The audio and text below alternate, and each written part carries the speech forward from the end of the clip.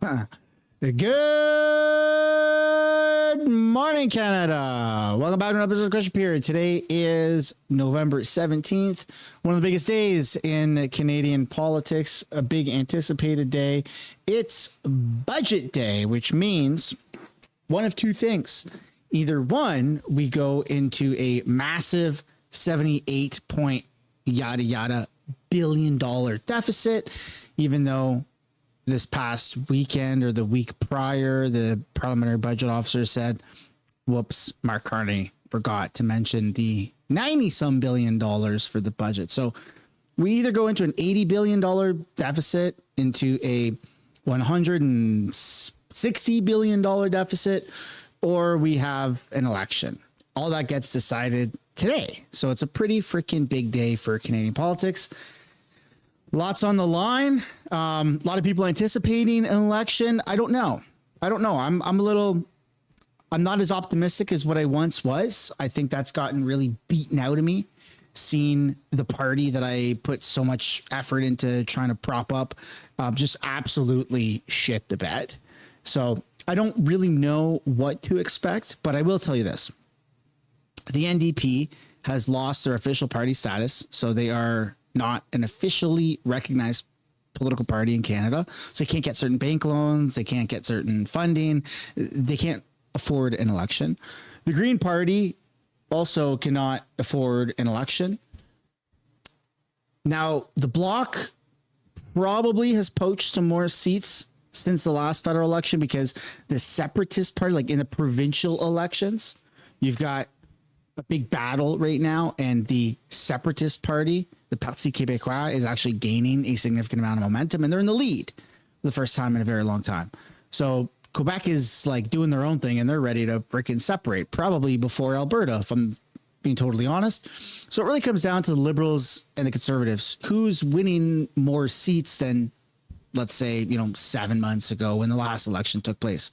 And that's a real tricky one, because even though we saw Mark Carney get booed, sort of, at the Grey Cup just yesterday, chances are he's still going to win an election. And if you don't like that answer, then I'm sorry, but Pierre Poilievre just had an opportunity a week ago to try and topple the government by voting for the Bloc's changes to the budget, and they didn't. The Conservatives voted with the Liberals. So the Conservatives pulled the Jagmeet Singh a week and a half ago. So if you think that there's going to be an election, Conservatives might actually lose. If you're wanting an election, Liberals might actually win, which is actually the same thing as the Conservatives losing. So we're in a very weird and unique position, because as much as we want the Conservatives to win, chances are if you're watching this, you're probably like, yeah, hoorah, let's go Conservatives. It's not looking good. So we can cheer for an election all we want. Hey, I'm ready. I'll go to the polls and I'll vote. I don't give a shit. But at the end of the day, we're gonna have to wait and see how this does play out. But it's probably not looking good. There's also a mass amount of fatigue for just politics in general. Like ever since the federal election, like there was so much, we were still riding the coattails of Justin Trudeau, and I'm sure you still feel probably very angry about a lot of things politically in this country, as do I. But like the average person, like the normie that just like goes to the job, watches Netflix, doesn't go on X, doesn't watch political videos, doesn't give a shit about politics, doesn't even know how to pronounce Poilievre's last name, Poliver, or whatever the hell his name is, right? Things like that.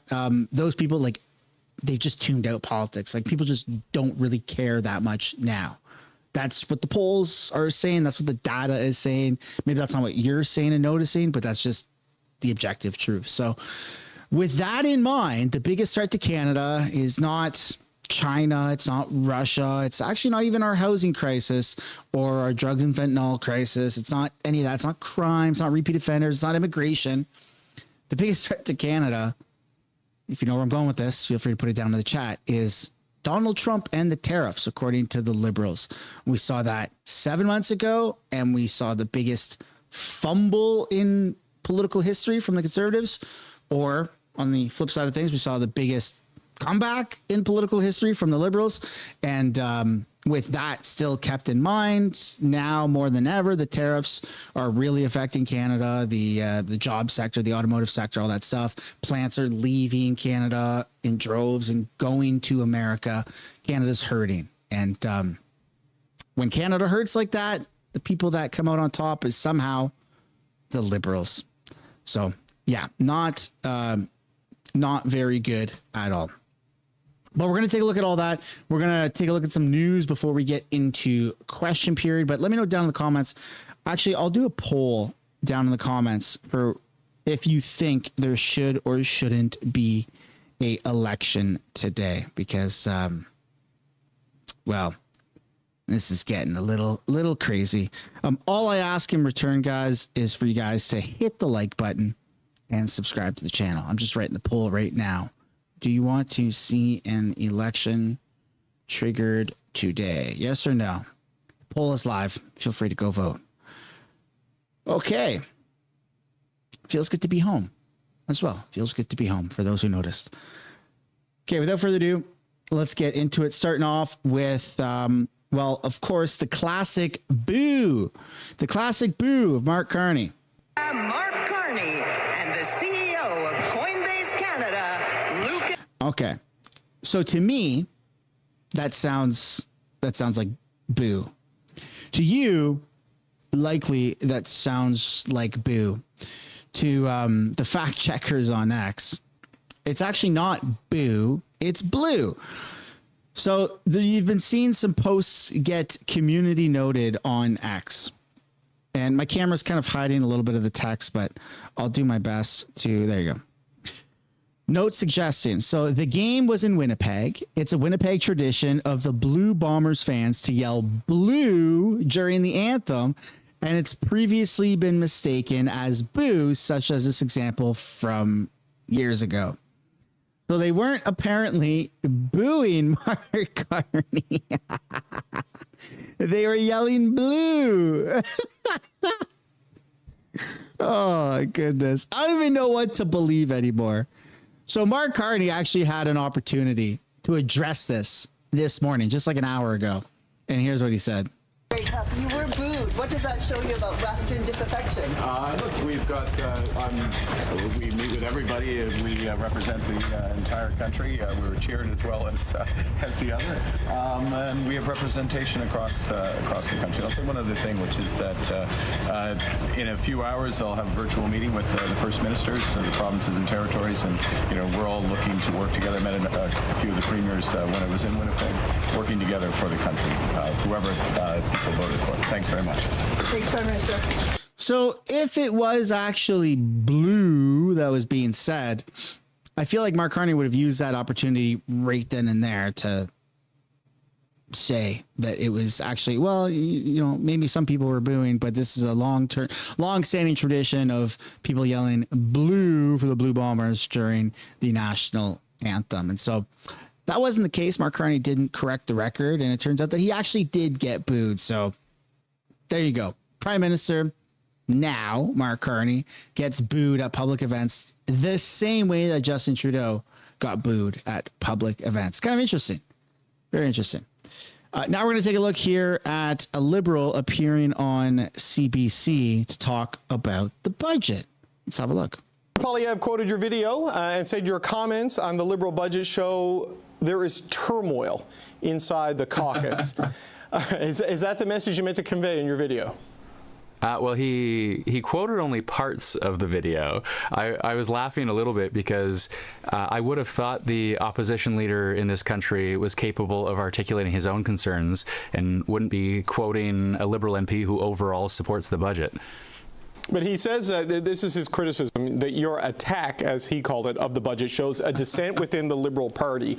I mean, are there issues of unity inside the Liberal caucus? Just to flat out say it. Do you view things the way Mr. Poilievre was portraying them yesterday? Well, obviously not. And I think yesterday was a pretty transparent attempt to deflect from his own leadership troubles. And we should distinguish between two kinds of disagreement, right?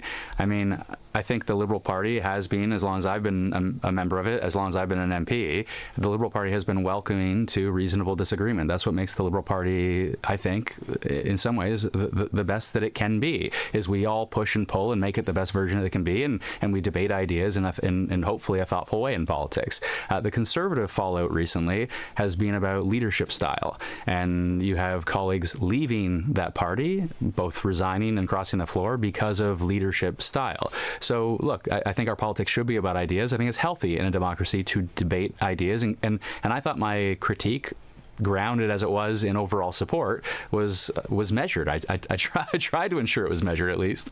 But you mentioned the push-pull. I don't know if they're pushing climate policy and industrial policy in a different direction or pulling it, but certainly there's a new focus and a new priority under Prime Minister Carney than certainly we saw under former Prime Minister Trudeau. And the move away on some climate policies like the consumer carbon tax, the potential elimination of the emissions cap if certain conditions are met, and the end of the tree planting program. These are all pretty big shifts that have some people I would describe as maybe more progressive members of the Liberal family are kind of uncomfortable with. I mean, how widespread would you say that is inside caucus? I know these are issues that you highlighted in your video. Yeah, well, but let's be honest about the totality of the video. I mean, this was a budget reaction. Look, I did a budget reaction last year, too, that criticized the fact that disability benefit was insufficient and inaccessible. And that didn't get the same play from the opposition leader. So let's start with the premise that this overall does a lot of good things. And let's look at how it meets the moment on sovereignty, for example. There's important measures around Buy Canadian policy and procurement. There's important measures to support the armed forces in a really significant way. Important infrastructure spending. There's an important innovation policy and helping to attract researchers and talent from the U.S.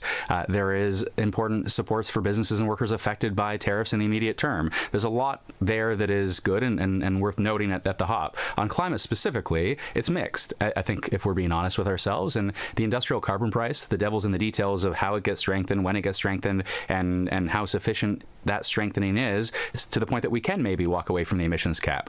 But at the moment, the devil's in the details, and there was no new money for climate action. And that's the overall point I wanted to make, which is it felt like stalled climate action. Now, whether that's a prevailing view, I think what is a prevailing view in the Liberal caucus is we want strong climate action. I think the Prime Minister would share that. And what he would say is this is the first budget. A strengthened industrial carbon price, as the Pembina Institute says, is incredibly important. And what comes next around clean investment tax credits and how businesses realize the value and potential of those, the strong methane rules, and what comes next really matters too. And my message to the government would be, we can, on climate and on housing in particular, there's a lot more for us to do if we want to deliver on generational investments.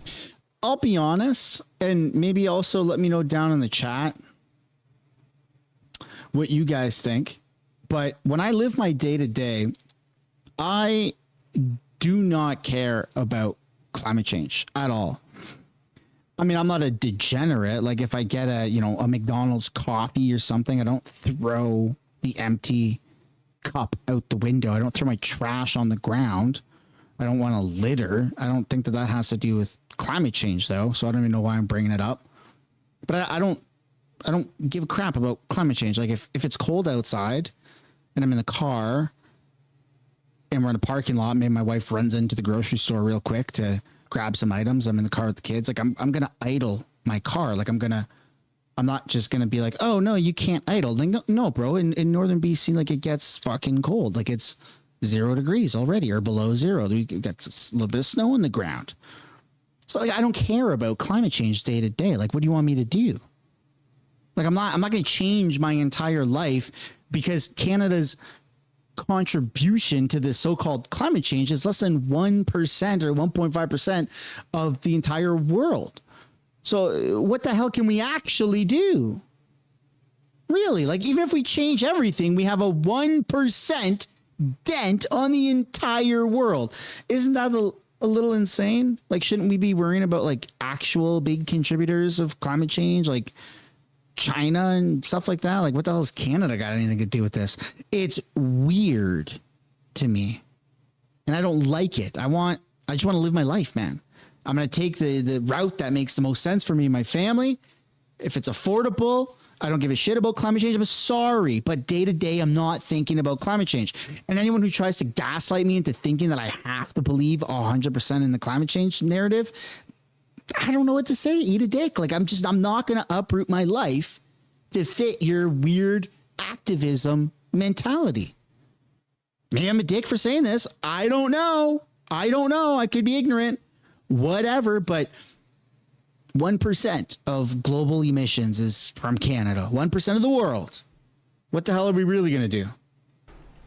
A little bit more on climate, because I do want to ask you about the housing issues. There's a tax credit there for natural gas. Now, it rises depending on how a low emission the LNG might be, but it's a fossil fuel subsidy on its face, right?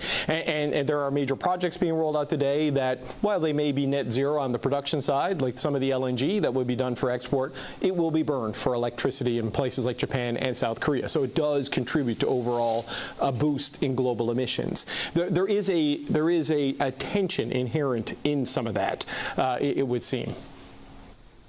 I mean, at the end of the day, I knocked on doors across Beaches East York, and I knocked on doors across a lot of Ontario, actually, in more than 20 different ridings, and we committed to make this country a clean energy superpower. And so those clean investment tax credits will go a long way. And yeah, I highlighted an inefficient fossil fuel subsidy as something that I didn't like to see in the budget, but overwhelmingly, I also said the investment tax credit pieces and the strong methane rules and the strength industrial carbon price, these were all key pieces. And again, if I could just say, I mean, I think if you are delivering generational investments, you've got to be looking at housing, you've got to be looking at climate action, and you've got to be looking overall at spending more and spending less, I should say, to invest more with a view to future generations.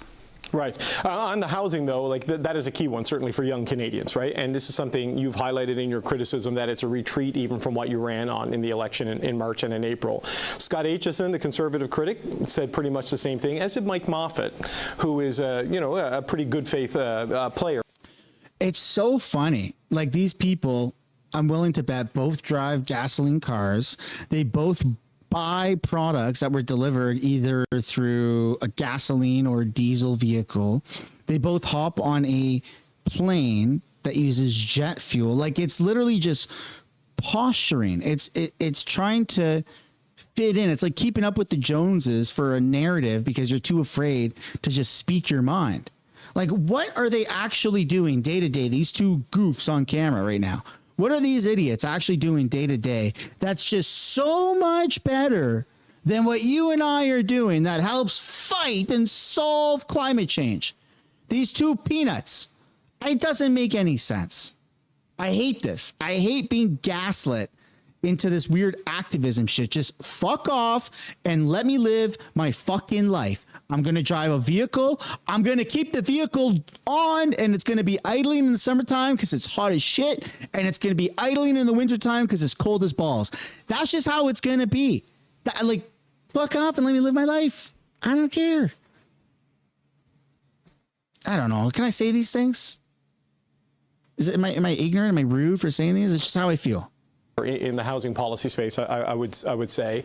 I mean, why do you think the government has moved back so quickly from where it was just in April in the election on housing policy and gone with a less ambitious plan, as has kind of been described? Well, I'm not the right person to ask in terms of where the government's at on housing today, especially in relation to the multi-unit residential build tax incentive. That wasn't in the budget. That wasn't the platform. I presume the government is working on that, and it's more of a timing question more than anything. I don't think they're walking away from the idea of that. I don't think so. But that's best to ask someone else that question. But on housing overall, yeah, I think I felt the same on housing as I did on climate, which is there was more we could and should have done. And before the... Fuck off, dude. I'm going to go and I'm going to just turn my freaking Hemi truck on right now and just let it idle. I'm going to go... Where's my wife? Wife! Give me the remote starter.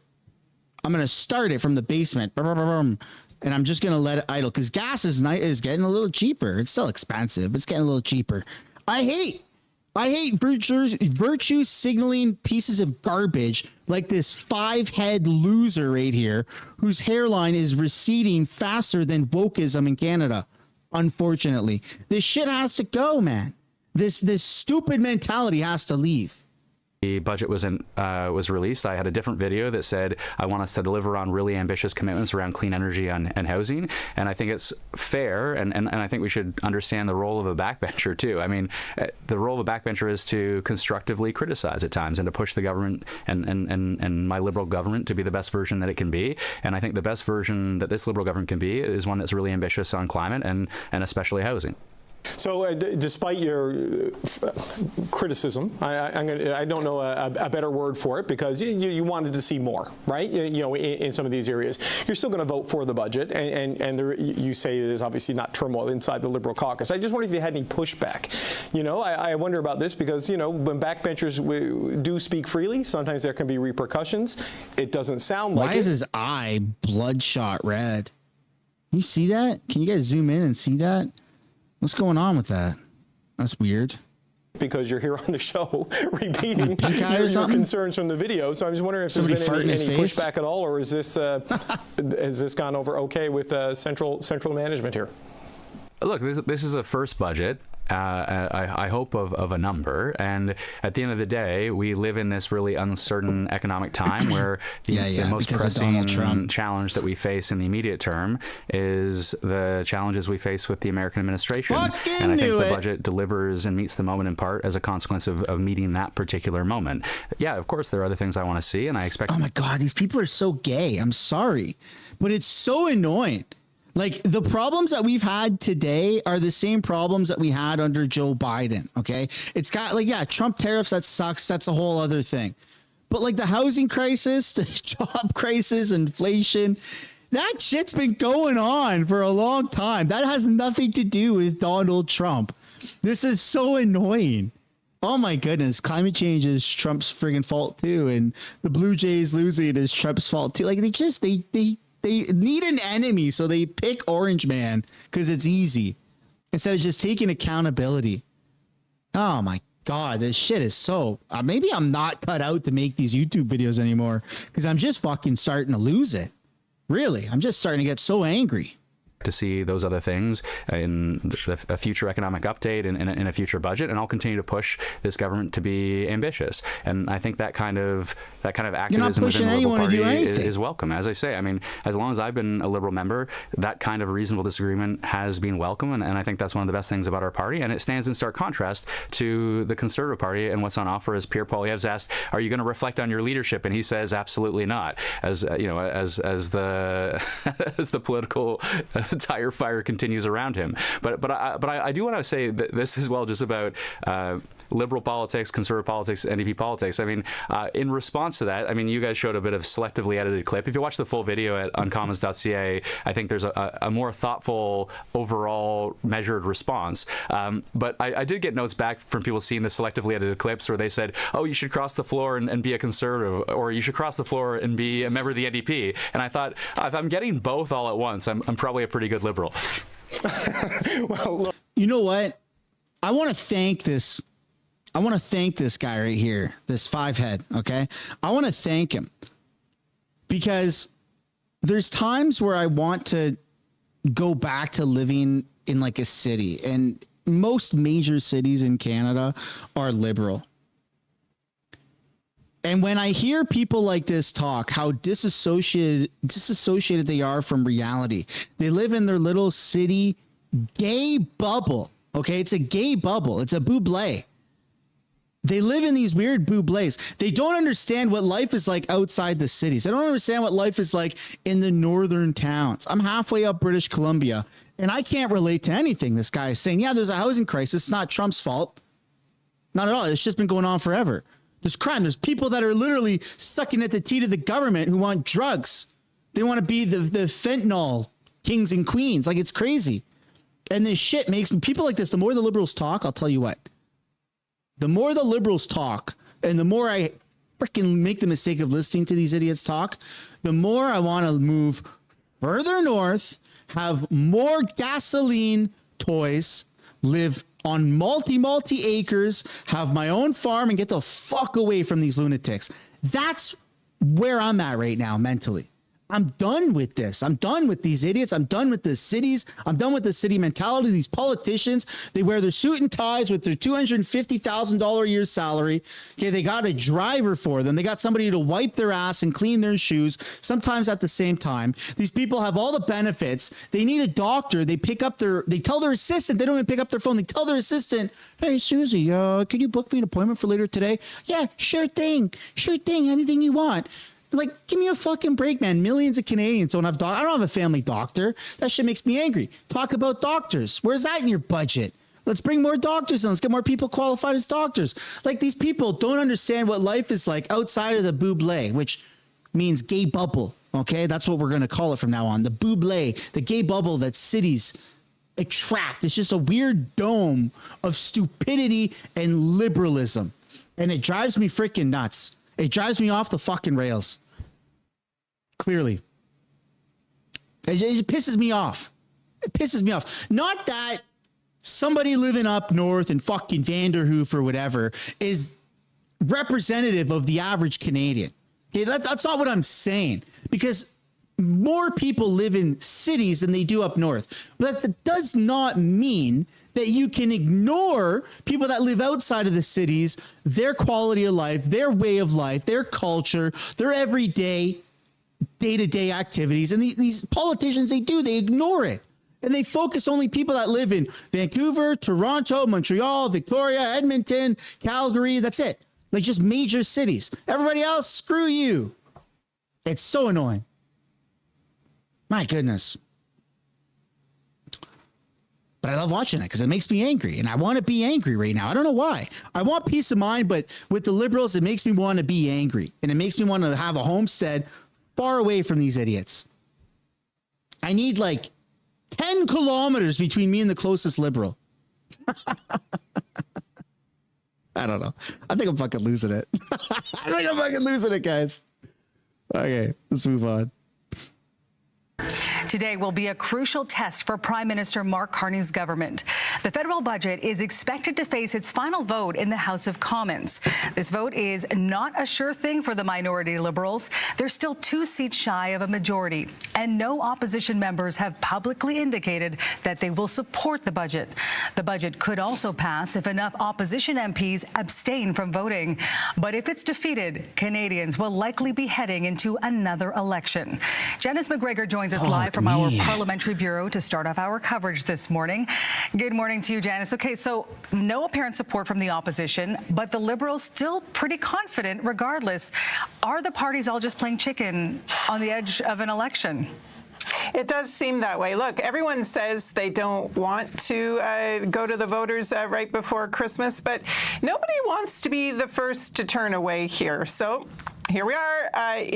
If the Liberals were secretly hoping to trigger an election, this is a funny budget to want to run on. It's not loaded up with short-term goodies for voters. It is a narrative of long-term economic transformation that asks Canadians basically to be patient, have faith, trust them.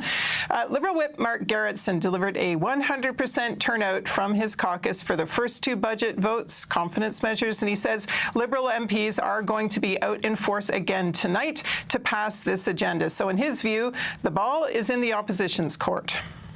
Those in the other parties have the opportunity to reflect on this and come to the conclusion that this really is a transformational budget, that Canadians aren't looking for a Christmas election, and what they want is Parliament to work together. I leave it. I hate his face. I don't know. He just has a stupid fucking face. I don't know what it is. Even if I knew he wasn't a Liberal, his face makes me angry, and it makes me want to get chickens. It makes me want to get cows. It makes me want to get a tractor. I fucking hate his face. He has a stupid face with stupid ideas filled with stupid policies, and his hairline has receded from the recession already. It's gone. It's a 6 head. Look at this. Just shave your head, buddy. What the hell is this? Come on. To those that have to reflect on that and come to a conclusion on their own. So how are those reflections going? How could someone eventually turn away? The 7 new Democrat MPs are meeting this morning to continue their deliberations as to what to do. 2 of them, Interim Leader Don Davies and BC MP Gord Johns, have openly spoken about how there are things in this particular budget that they asked for that would help the people that they represent back home. But even if they don't vote in favor or abstain, it's important to remember that in the first 2 budget votes, it was 4 Conservatives who actually didn't show up. Even though Pierre Poilievre's office said that Matt Genereux wasn't resigning until the spring, he did not vote. Shannon Stubbs' office said that she was on medical leave, but important to note here that the app that MPs use for remote voting, it's basically possible to vote to represent your riding so long as basically you're conscious, you can show your face and press an app on the phone. The remaining 2 MPs that did not vote, Leila Goodridge and Michael Chong, are not considered to be flight risks. Notably, Chong spoke in the House strongly against the budget, but then didn't vote to back that up. So if an MP decides to sit out on this vote today, what would the political cost be for them? Yeah, it's not a great look to look like you're afraid to lose your seat and face the electorate. But even when there's no election on the line, a budget vote is arguably the most important decision an MP makes each of this in the sitting. It may be hard to make a binary choice amid mixed feelings about what's in it. But as Green Party leader Elizabeth May pointed out, that's the job. You cannot sit this one out. It certainly isn't my inclination. We don't have anything in parliamentary procedure that records an abstention, like a principled decision. You're just not there. And I don't think I was elected to fail to show up. Took itself out of the mix early by voicing its opposition right away. May, on the other hand, has wanted to keep negotiating right down to the wire to see if she could secure any policy changes in return for her single vote. I would note, though, that Prime Minister Mark Carney, his focus today. Well, we also don't know how Elizabeth May is going to be voting, right? It was just reported moments ago, actually, that Elizabeth May, said this. Mackenzie Greer, Global News, says Green Party leader Elizabeth May just told reporters that she hasn't decided on how she will vote on the budget. There's a very plausible scenario that her vote, or if she abstains, could determine if the budget passes or not. So there you go. I mean, Elizabeth May, she said that she wouldn't vote for the budget if there was anything in there that caused harm to her granddaughter's future, referring to fossil fuels expansion, LNG, oil and gas, pipeline expansion. She wants nothing to do with that. She wants us to work off of daisy farts and rainbows. Like, I don't really understand how these people think that we can actually continue our society. Elizabeth May only gets money, and her house was only built using fossil fuels. All the clothes she wears, unless she knitted it herself, she didn't. That was all fossil fuels contributed to that. The wine that she loves to drink so much, fossil fuels delivered that, right? Like, it's just hypocrisy. It's bullshit. It's activism to cause division. And I'm fucking sick and tired of it. I'm sick and tired of people preaching something that they're not even doing themselves. That's called a grift, isn't it? I hate using that word because it's so overused on social media, but it's absolute bullshit is what it is. Is a First Minister's meeting with the premiers at midday. He is leaving, scheduled to be leaving on some international travel as of later on tomorrow. That is not behavior, the behavior of an MP that believes he is about to be in an election campaign. So we watch to see, but there doesn't appear to be a serious worry emanating from the Prime Minister's office. All right. Thanks so much for this, Janice. And the crazy part is, if there was an election, he would probably end up winning a majority, not the super majority memes that you saw over the weekend on X, but like an actual majority. And that's what's scary, because people are freaking retarded in this country somehow, and they still are voting for the same bullshit time and time and time again, expecting different results. That's not insanity. That's just retardation. All right. What are you going to call it? At what point do you just shift from insanity and call it what it needs to be called? My goodness.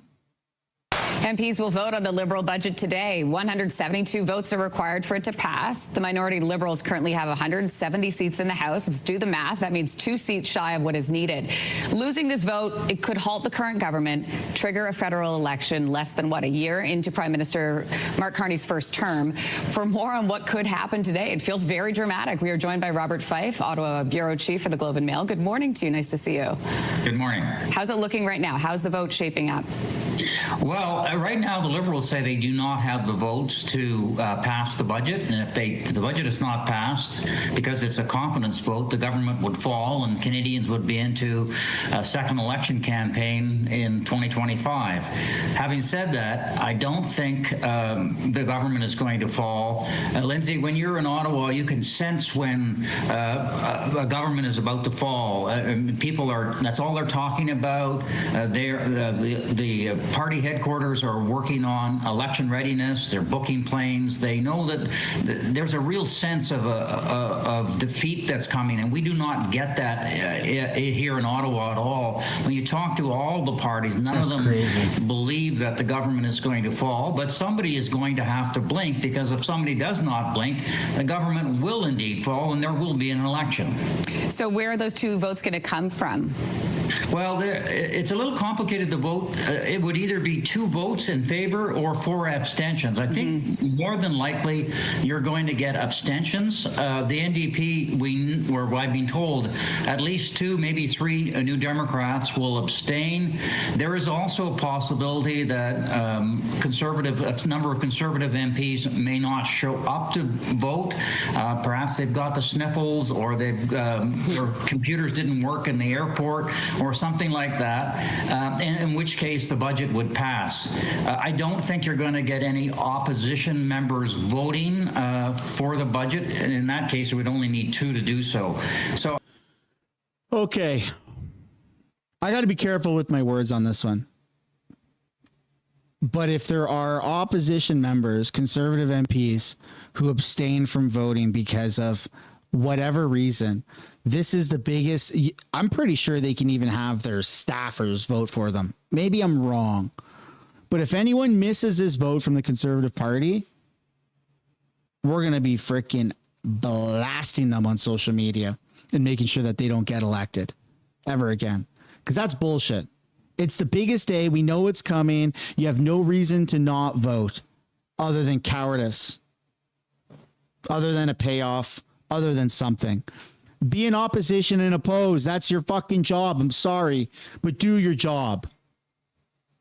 I think we'll be watching for abstentions, and the NDP, for example, will be one of the last peoples to vote, so they can decide. And yes, staffers can actually use their phone to vote for the MPs. So there is literally no reason, no reason at all, unless they were hit by a freaking car right when the vote happens. And all of a sudden, they literally, their phone flew across the street and they can't reach their phone in time to vote. And the staffer, maybe they don't have the right password or something, but that's it. Okay. That's like the only death or like severe injury is the only reason to not do their job today. It's the easiest job in the world. You cast a fucking vote. That's it. It's the easiest job in the world. The easiest. And if they don't do this, holy crap, man, I'm going to run for office and I'll be an MP. Like, this is ridiculous. You get paid such good money and they do nothing. Imagine how much more I'd get done. Actually, that might be a bad idea. I say gay too much.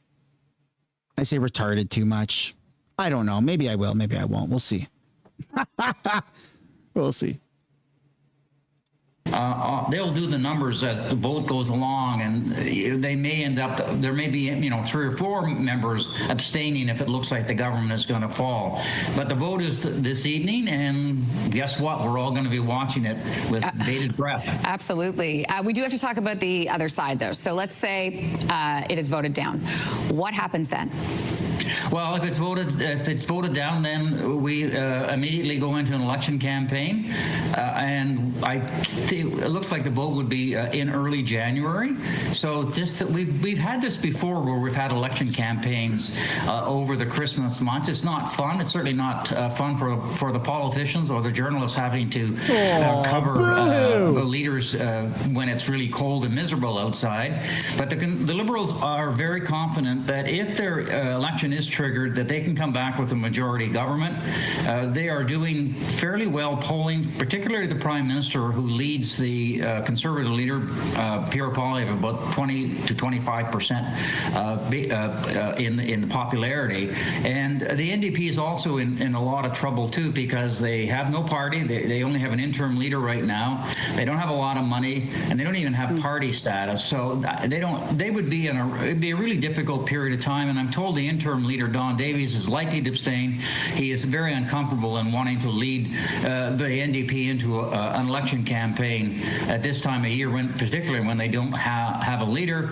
And I think it's also it could be the Conservatives have to think about this pretty carefully too, because although Mr. Poilievre is popular amongst Conservatives, he's got very high negative ratings amongst the general population, and this may not be the time for Mr. Poilievre to be pulling the plug and going on to an election campaign. Well, that's what I wanted to ask you about as well, because the other... Then fix your messaging. You have till January. Put millions of dollars into fixing your messaging, run good campaigns, and then don't fucking lose the election. How about that? Like that, the job is to oppose. You're literally the opposition, so you oppose. If he sides with the Liberals on this, dude, we're like beyond screwed. This is insane. Absolutely insane. The job is to oppose. Part of this story is like whatever is happening in Ottawa is happening in Ottawa. But when you do a temperature check of Canadians right across the country and you say, listen, do you want to be heading to an election right now? That is part of this story. Well, that's a big part of the story. I don't think there would be any appetite amongst Canadians for an election campaign. And I think they also would want to, just a matter of fairness, Prime Minister Carney has laid out an economic agenda for the country, which is focused on gas pipelines and major infrastructure projects and critical minerals. And he hasn't finished his negotiations with the Trump administration. And I think out of a matter of fairness, I think people would say, look, give the guy a chance to be able to see if his program is going to work or not. So I just don't see an appetite for an election right now. I'd be very, very surprised if the government falls, but Lindsay, accidents happen. Yeah, so that's this evening. Robert Fife, Ottawa Bureau Chief for the Globe and Mail. We appreciate your thoughts. I mean, I think they should just leave it up to an election. People are angry, man. People are angry about the state of Canada right now. And with everything that's going on with Trump, yeah, okay, maybe the Liberals have won a few extra seats here and there, but there was a lot of swing areas as well where the Liberals barely beat the Conservatives. And I think that they can win those back. It just is about messaging. And they just got to get their messaging right. And they have to do it. I don't know how this is going to look for the future of the Conservative Party if Conservatives abstain from voting on this, or if somehow even a Conservative votes in favor of this, right? That would absolutely be insane. Let me know what you guys think down below in the comments. Should there be an election right now? Do you want to see an election? And if there was, who would you vote for? Let me know down below. Oh, yeah. Oh, yeah. Okay, we got one more here. And Conservative strategist Corey Teneycke now with more. Corey, good morning. Good to see you. Good morning. Good to see you as well. What do you think is going to happen later today? I suspect abstentions are what's likely to occur, but who knows? Accidents happen in parliaments when they're this close. So I think odds are heavily in favor of the budget passing via that method, but who knows? A few weeks ago, no one was expecting a Conservative MP to cross the floor. We've seen things like that happen in the past. I think of the Belinda Stronach floor crossing back in the Paul Martin era. So it'll be a dramatic moment potentially, but you know, when you look at the polling, Canadians are not, you know, leaning towards wanting to have an election, and I think parties are probably not entirely ready to have one. So odds are they'll find a way to get through it. Okay, I'm somewhat haunted by your comment that accidents happen now. That's going to stick in my mind. So in terms of the opposition, Poilievre said, you know, they're obviously going to be voting against this budget. What are the main criticisms? Why not support it? Well, I think that if you're... Are you retarded, lady? Are you seriously asking that?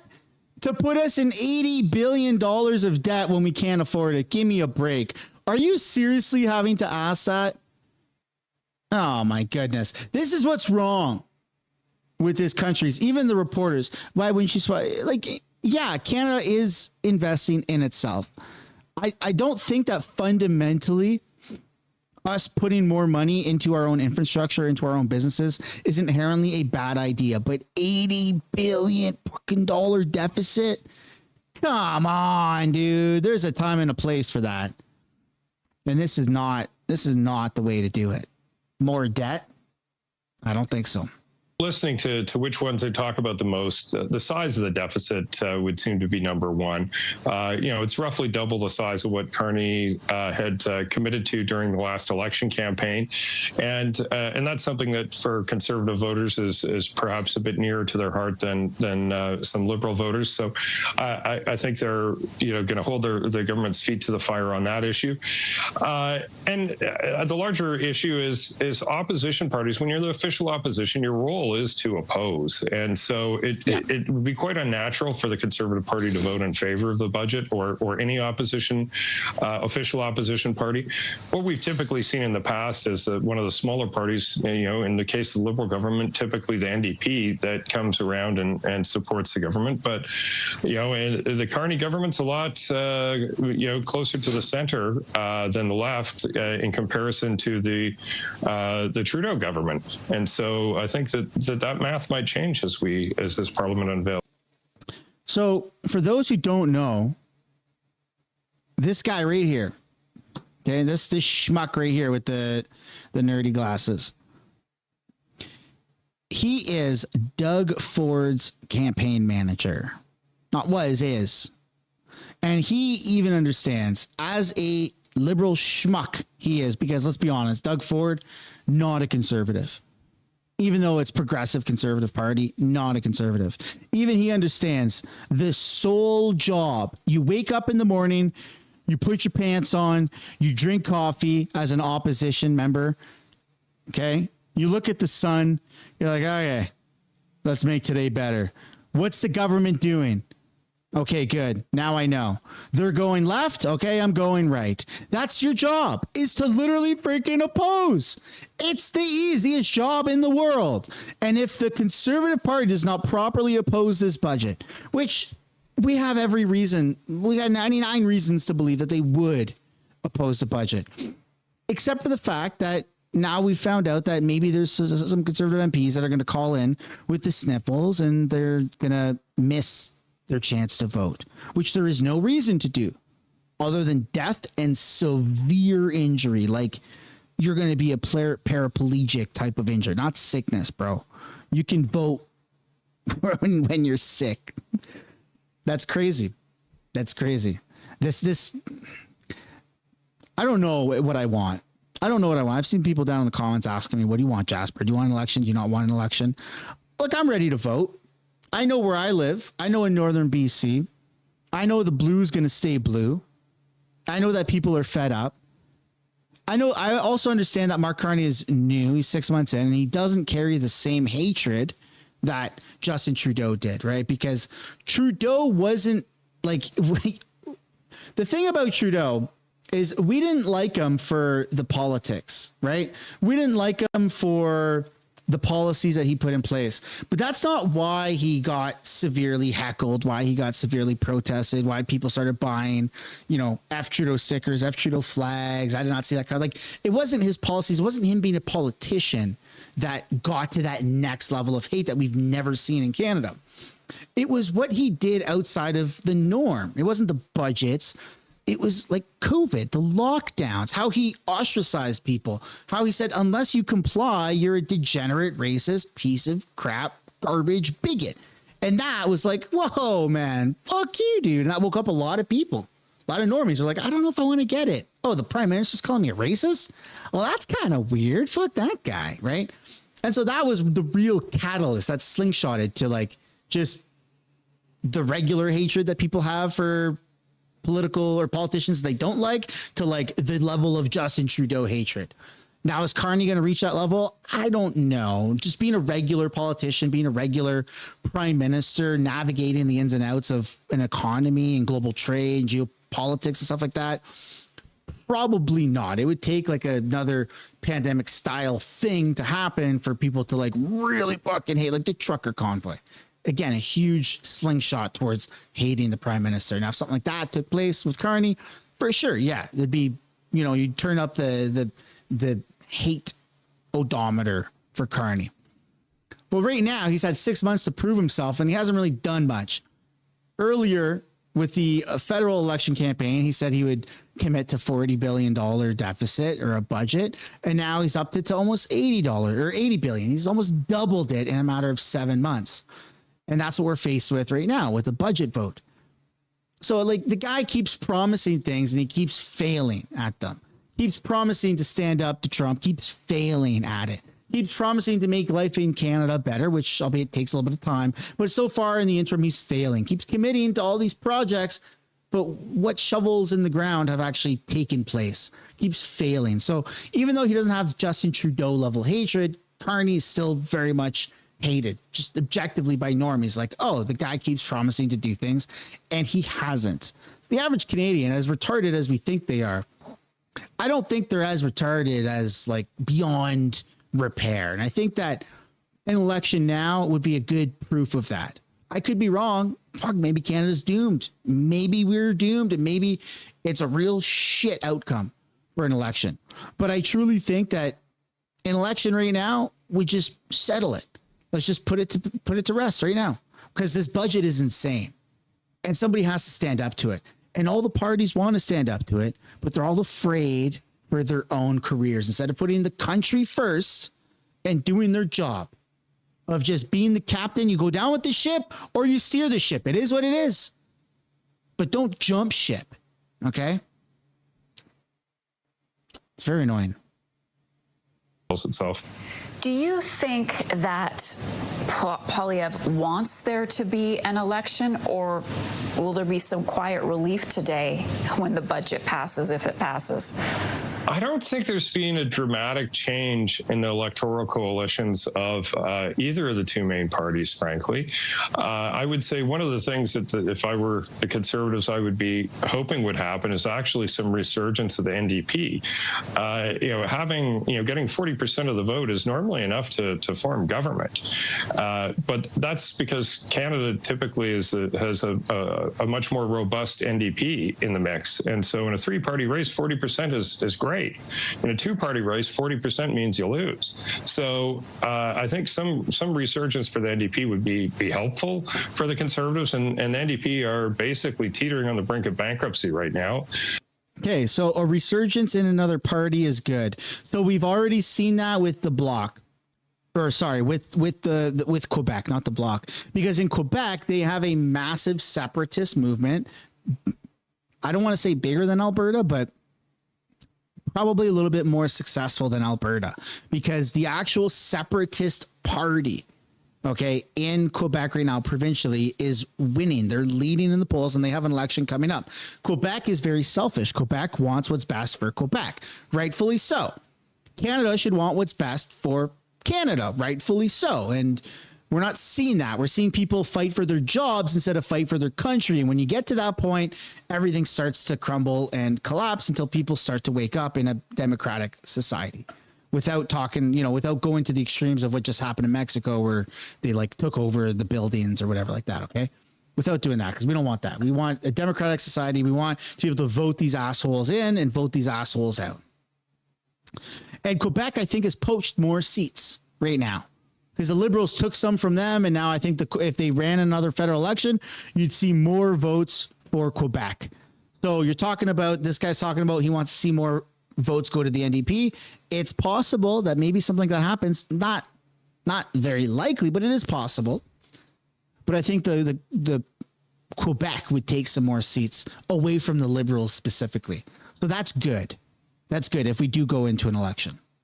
And in the middle of a leadership race. So, for that reason, I would probably be hesitant to go to the polls right now if I were Pierre Poilievre. But the underlying fundamentals in terms of their support coalition haven't changed much, and so they're in a competitive position to fight a campaign compared to the other opposition parties. And lastly, what do you think? So here's the thing right now too about the culture in Canada. We all acknowledge that the mainstream media has been attacking Pierre Poilievre. So when you're being attacked by the media, you're doing something right. Okay.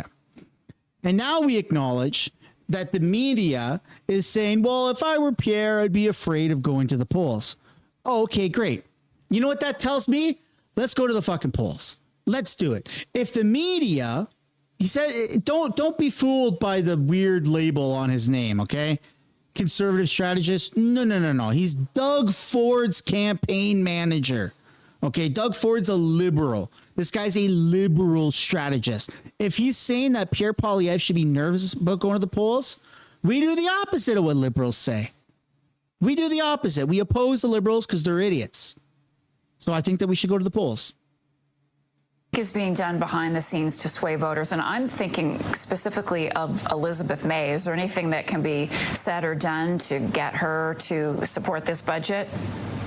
Yeah, hard to say, really. I heard some interviews with Ms. May talking about ongoing conversations, but I think that's going to be a tough vote for them to get. The government seems more focused on these major project initiatives and the passage of Bill C-5, in that case with support from the Conservatives, to speed up these processes for approval, many of which of the roadblocks are around environmental legislation. I think that's going to be tough for Elizabeth May to accept. And so I think the likelihood of her voting with this is probably quite low. All right, we'll be watching what unfolds later today. She could very well abstain. I think we're going to see quite a few people abstain from voting, unfortunately. But again, these people got to oppose this budget. I don't care if you're against oil and gas. You can't support $80 billion of debt. That's just insane. That's absolutely insane. And speaking of insane, we're going to take a look at how Toronto City Hall raises Palestinian flags to join other cities around Canada. The Palestinian flag is being flown over Toronto City Hall today for the first time, marking 37 years since the Palestinian Declaration of Independence. Jaden Lee Lincoln joins us now with more. Jaden. Well, for the first time ever, the Palestinian flag flies outside of Toronto City Hall. It's in commemoration of the 37th anniversary of the Palestinian Declaration of Independence. Hundreds of people came out to City Hall today to see that flag rise.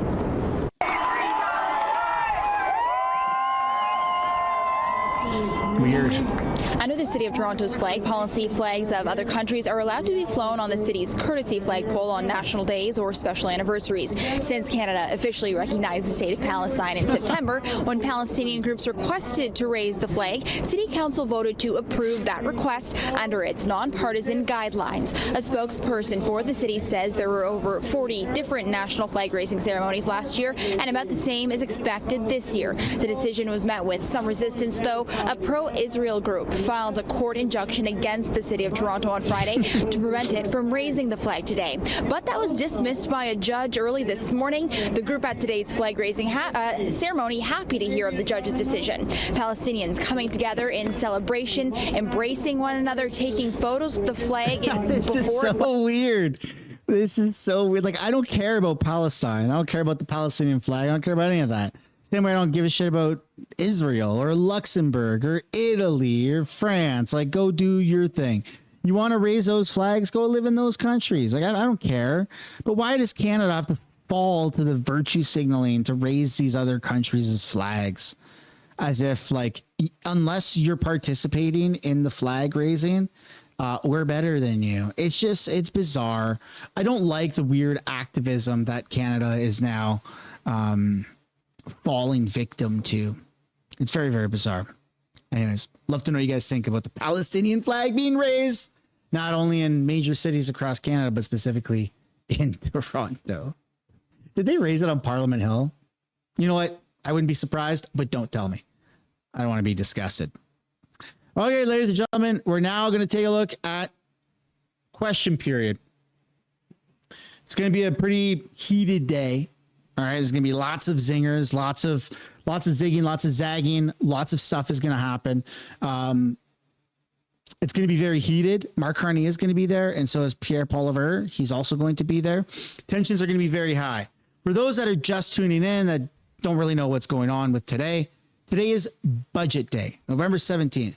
Mark Carney's just shy of $80 billion deficit budget that he proposed gets voted on today. So this question period is probably going to be entirely talking about how much Canadians can't afford this, how this is insane, how Mark Carney is going to pretty much lead us to bankruptcy, and how he's worse than Justin Trudeau. So with all that being said, all I ask is for you guys to hit the like button, subscribe to the channel, and without further ado, let's get into question period. And their right to choose without interference who succeeds the Dalai Lama. 2, to recognize the historical status of Tibet as an occupied nation. And 3rd, to demand respect for human rights in Canada's international relations. Mr. Speaker, compassion is not a weakness. It's a strength, courage, and inspiration. Thank you, Mr. Speaker.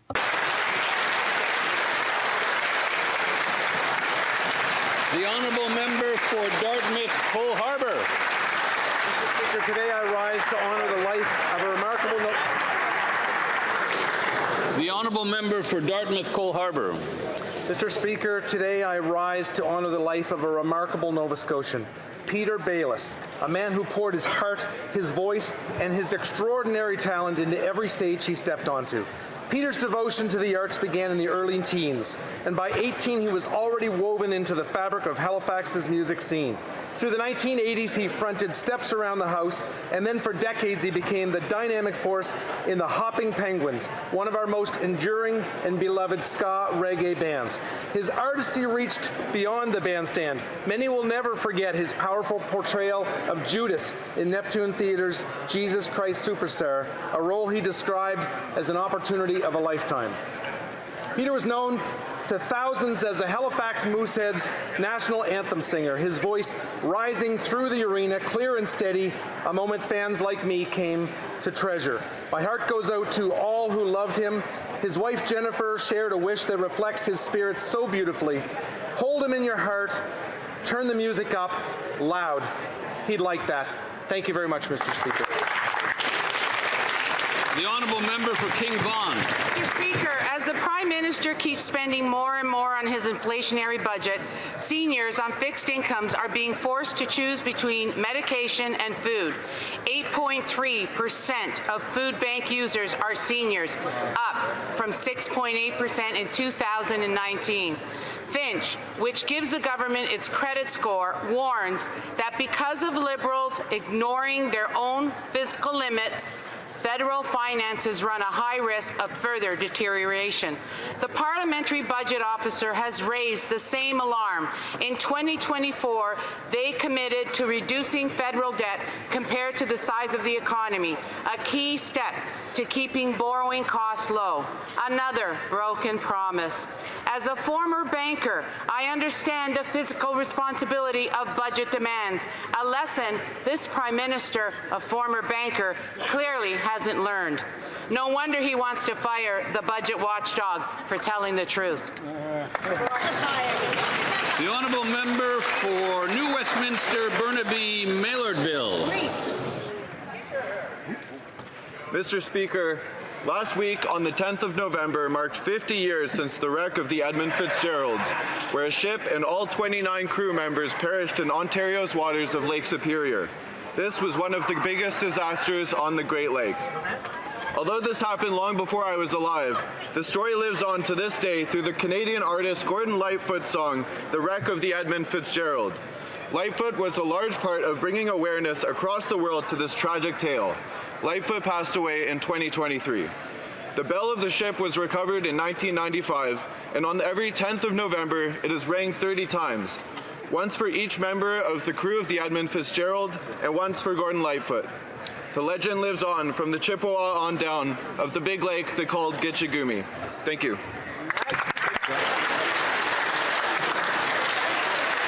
The honourable member for Calgary East. The Prime Minister dropped the most expensive budget in Canadian history outside of COVID, doubling Trudeau's deficits, and Canadians know what that means.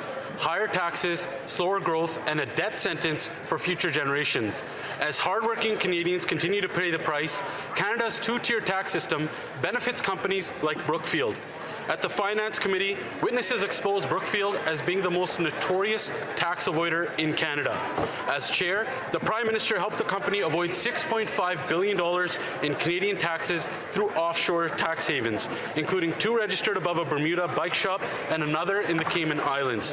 While young Canadians are told to make more sacrifices, this Prime Minister is doubling Trudeau's deficit, and him and his elitist buddies get to shield themselves from CRA.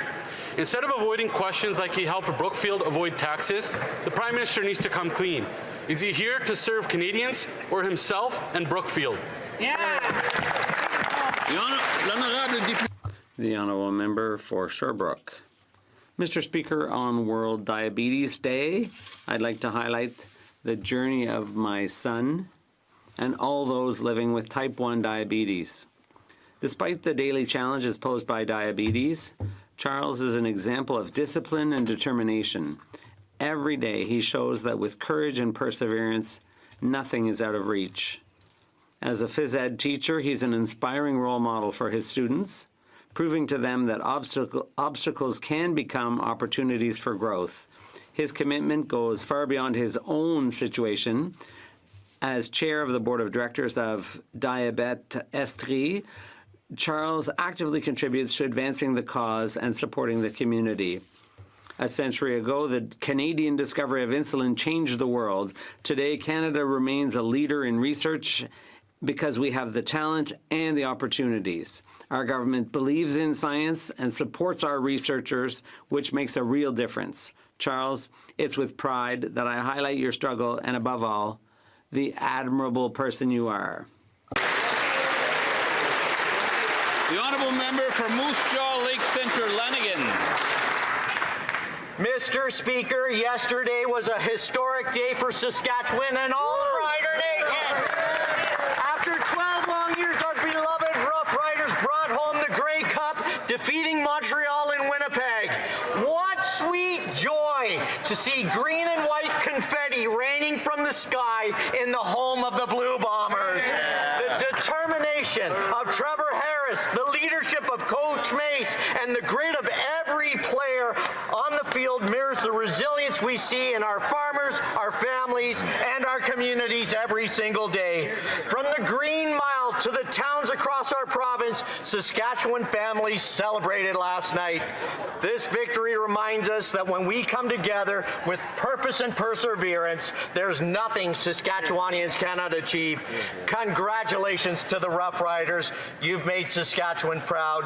Mr. Speaker, some people like gold, but in Saskatchewan, we know green is the color, football is the game. Let's go, Riders!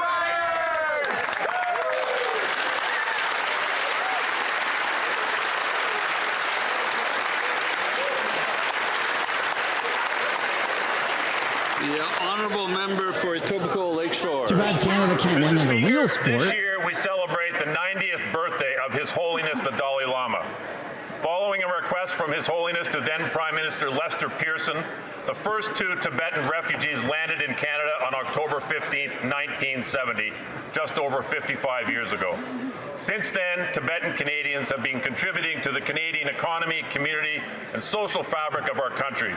Personally, it is a privilege to have the Tibetan Canadian Cultural Centre established just over 27 years ago in my constituency of Etobicoke Lakeshore. The impact of His Holiness is far-reaching, and his message of peace, nonviolence, the pursuit of harmony and happiness, he is making the world a better place. I call on this House to declare 2025 the year of compassion. I welcome everyone from across Canada visiting for Tibet Day on the Hill, and a special welcome to Richard Gere, who is a true champion for the campaign for Tibet. Tasha Dalik, Mr. Speaker. There you go.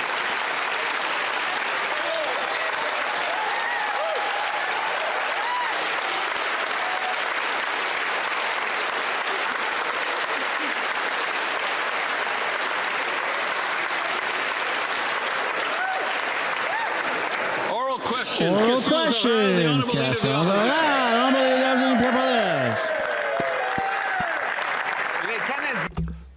Canadians deserve an affordable life with an affordable budget. However, this Prime Minister is using his deficit budget as a credit card with no limits.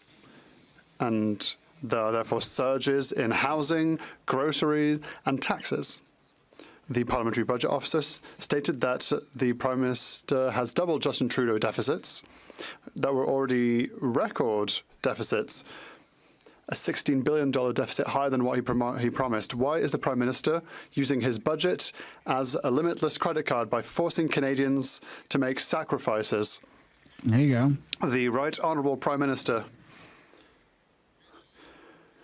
Mr. Speaker, the 2025 budget is an investment budget, a generational investment budget. It will grow our economy.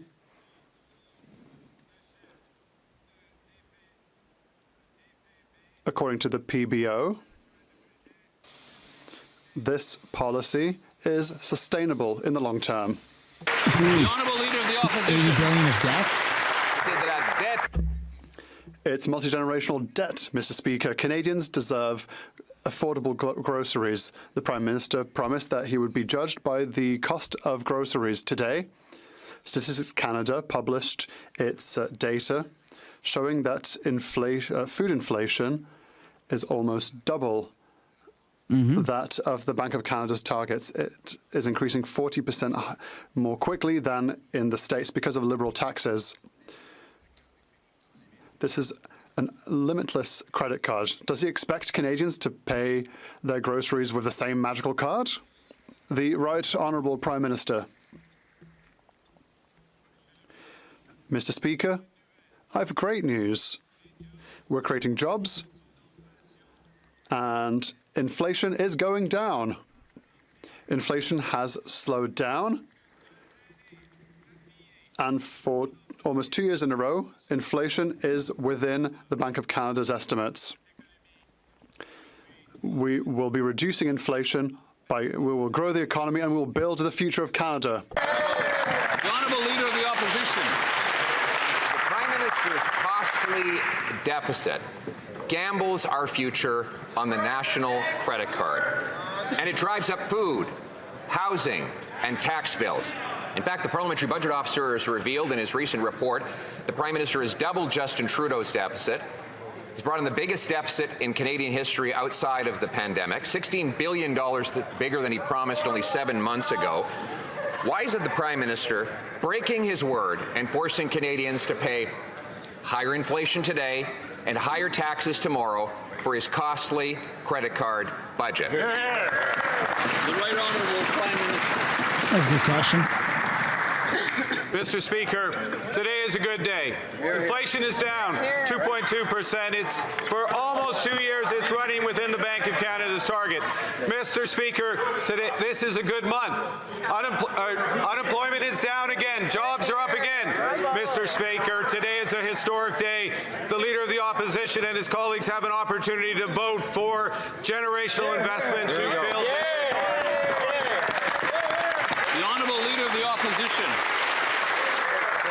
Maybe it's a good day for him and his Brookfield buddies who are dodging their tax bills, but it's a terrible day for the Canadian people stuck paying record-high grocery bills. In fact, the Prime Minister said he'd be judged by prices at the grocery store. Today, Statistics Canada revealed that grocery price inflation is almost double the Bank of Canada's target, rising 40% faster in Canada than in the United States of America. The direct result of the Liberal industrial carbon tax on farmers, the food packaging tax, the fuel standard tax. The Prime Minister puts his budget on the national credit card. Does he expect Canadians to pay their groceries the same way? Doug Ford supports the budget, by the way, moments ago. Mr. Speaker, the rate of inflation is down. Mr. Speaker, job creation is up. Mr. Speaker, ambition and confidence in this country is sky high.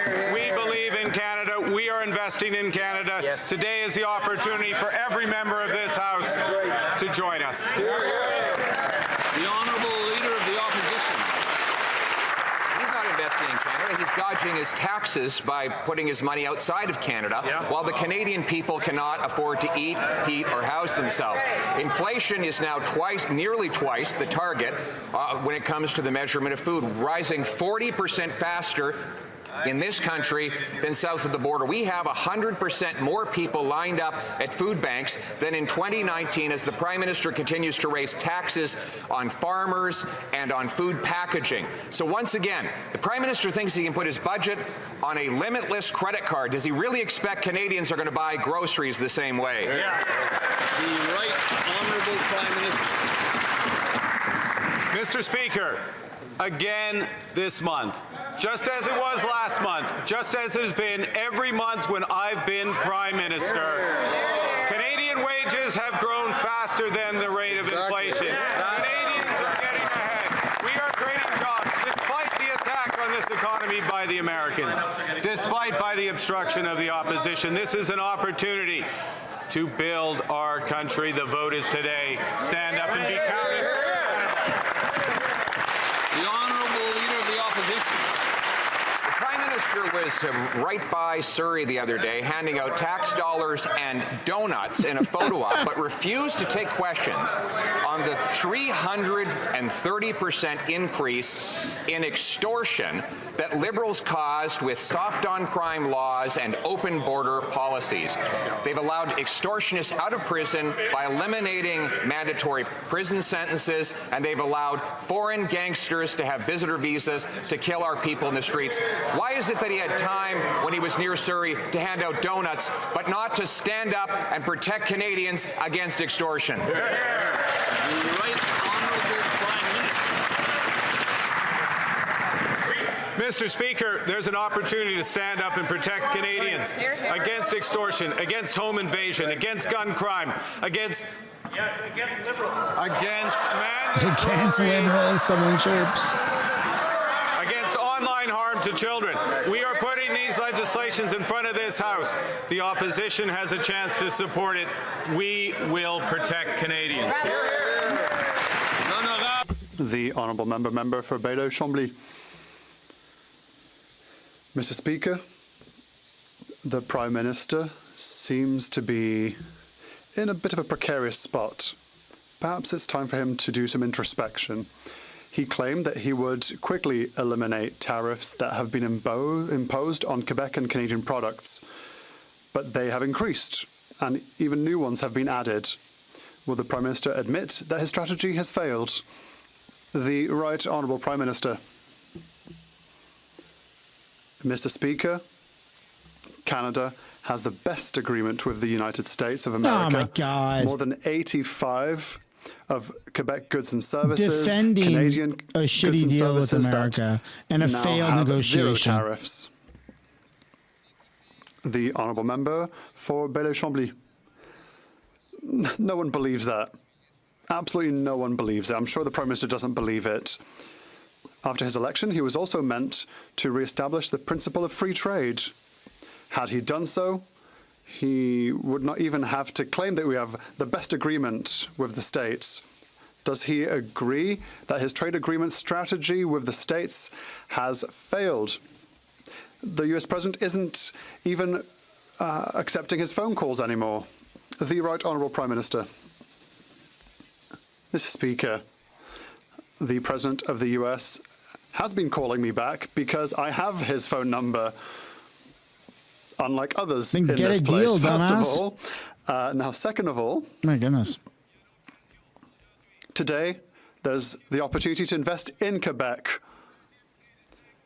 For the projects in Saguenay, in the Matawini mine, with Hydro-Quebec, it's time to invest in the future of Quebec and Canada. Join us. The Honourable Member for Bailleul-Chambly. The Prime Minister seems transfixed on cell phones. In any case, we made 6 requests to the government. Yeah, everyone's Is the government ready down to in the commit chat. to eliminate There's some booze down there. discrimination against seniors 65 to 75 years of age? Do they commit to increase healthcares to 6% a year? Will they grant credits to young families when they purchase a first house? Then maybe if they do that, we might vote for them. The Right Honourable Prime Minister. Mr. Speaker, in the budget, we will protect, and the members of this House could protect, transfers for seniors that amount to $80 billion total. Huge investments in Quebec, the biggest investments in culture, and massive transfers for seniors. That is the choice we have to make today with this budget. For Thornhill. Spiraling out of control, and they'll do anything to keep Canadians from noticing. Parliament's budget watchdog has found that the Prime Minister is using fiscal tricks just to hide how much money is being wasted here in Ottawa. He says there's a less than 10% chance that the Liberals will meet their own spending targets, the same targets they've blown through again and again. The warnings keep piling up. The waste keeps growing, and the government's commitment to responsibility keeps shrinking. So the real question is, or what are the odds that the watchdog gets fired next, just for telling Canadians the truth? Yeah! Good job, Melissa. Mr. Speaker, it's only Monday, Oh, and this we already have freaking good cock. news, Mr. Speaker. Inflation is down. Employment is up, Mr. Speaker.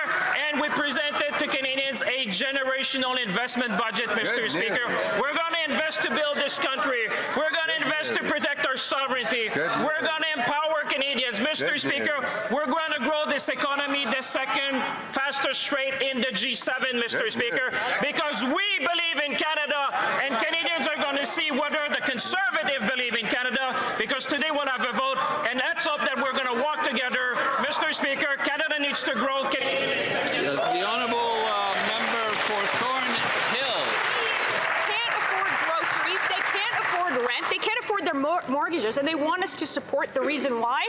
I think most Canadians would say no thanks. But back to the parliamentary budget officer. Remember, this is the same watchdog who called Liberal spending stupefying, shocking, and unsustainable. Now he says the government has abandoned any restraint at all. So no wonder the Prime Minister wants him gone. How many more watchdogs, how many more damning reports will it take for this government to stop maxing out the credit card with their reckless spending? Yeah! Good question. Mr. Speaker, I know it's a big budget. I'm afraid they may have missed a chapter, Mr. Speaker. Let me help them. Someone told Kevin Page, Mr. Speaker, we serve our nation, and I quote, "We need to focus on economic growth. We need capital investment to boost innovation, improve our infrastructure, and diversify our trade. We live in dangerous times, and we must meet our NATO spending target. I believe Parliament should approve the budget plan, Mr. Speaker." That's the word of a former parliamentary budget officer, Mr. Speaker. We believe in Canada, and let's hope and let's see if the Conservative will support Canadians. The Honourable Member for Newmarket Aurora. The parliamentary budget officer rang the alarm on Friday. He tells Canadians there's just a 7.5% chance that this Prime Minister meets his own fiscal promise. The Liberals have twisted definitions so badly, he now recommends an independent expert body to police the numbers, as he uncovered a $94 billion reallocation in the budget. And what is the Liberals' response? Not a correction, but an effort to silence the watchdog. Replace the referee rather than play by the rules. Will the Prime Minister tell Canadians why anyone should trust his fiscal rules when he has no intention of keeping them? The Honourable Minister of Jobs and Family. Mr. Speaker, I'm a member of Parliament for a region that has many small communities. Shut and up. I can tell you those small communities all across Northern Ontario are looking forward to the investments this budget makes in small and rural community infrastructure. infrastructure in projects like the Crawford Mine just outside of Timmins that's going to create thousands of jobs, Mr. Speaker. These Canadians, these Northern Ontario Canadians know they have so much to offer, and they are imploring members opposite to vote for them in this evening. No, people in northern communities don't want more debt. Of course, the Liberal government shrugs off their own experts when truth is not convenient to them. One day after the budget drop, Fitch credit ratings rang another alarm, warning that the Liberals' reckless spending is eroding Canada's finances and putting pressure on our credit rating. Budget 2025 blows the deficit up to $80 billion and pushes our general deficit far above the AA credit rating median. They also reminds us that the Liberals have a strong track record of breaking every fiscal anchor that they set. How many more fiscal watchdogs need to blow the whistle before this Prime Minister reins in his reckless spending? The Honourable Minister of Jobs and Families. Historically, this budget aims to invest not only in infrastructure that typically is covered solely by provinces, but also in health infrastructure, Mr. Speaker, in small communities like Kenora, Mr. Speaker, where communities are waiting for those investments so that they can too have the kind of promise that Canadians in larger municipalities have, Mr. Speaker. And so let me just be clear. In Nipigon, Ontario, Mr. Speaker, where I visited a school food program, we are so excited that program will become permanent. On this side, we know that children need food to thrive. We hope they don't vote against hungry kids. The Honourable Member for Richmond Athabasca. Thank you, Mr. Speaker. What is the Parliamentary Budget Officer's role? He has a clear role in the federal government's transparency. He provides to MPs an independent analysis that is non-partisan on the state of public finances. What does he have to say about the Liberal budget? Investment being misinterpreted. The government will not be able to respect its fiscal targets to reduce the debt to GDP ratio. Are they going to agree with this conclusion, or are they looking to fire the minister, the PBO? Merci, Monsieur le Président. Thank you, Mr. Speaker.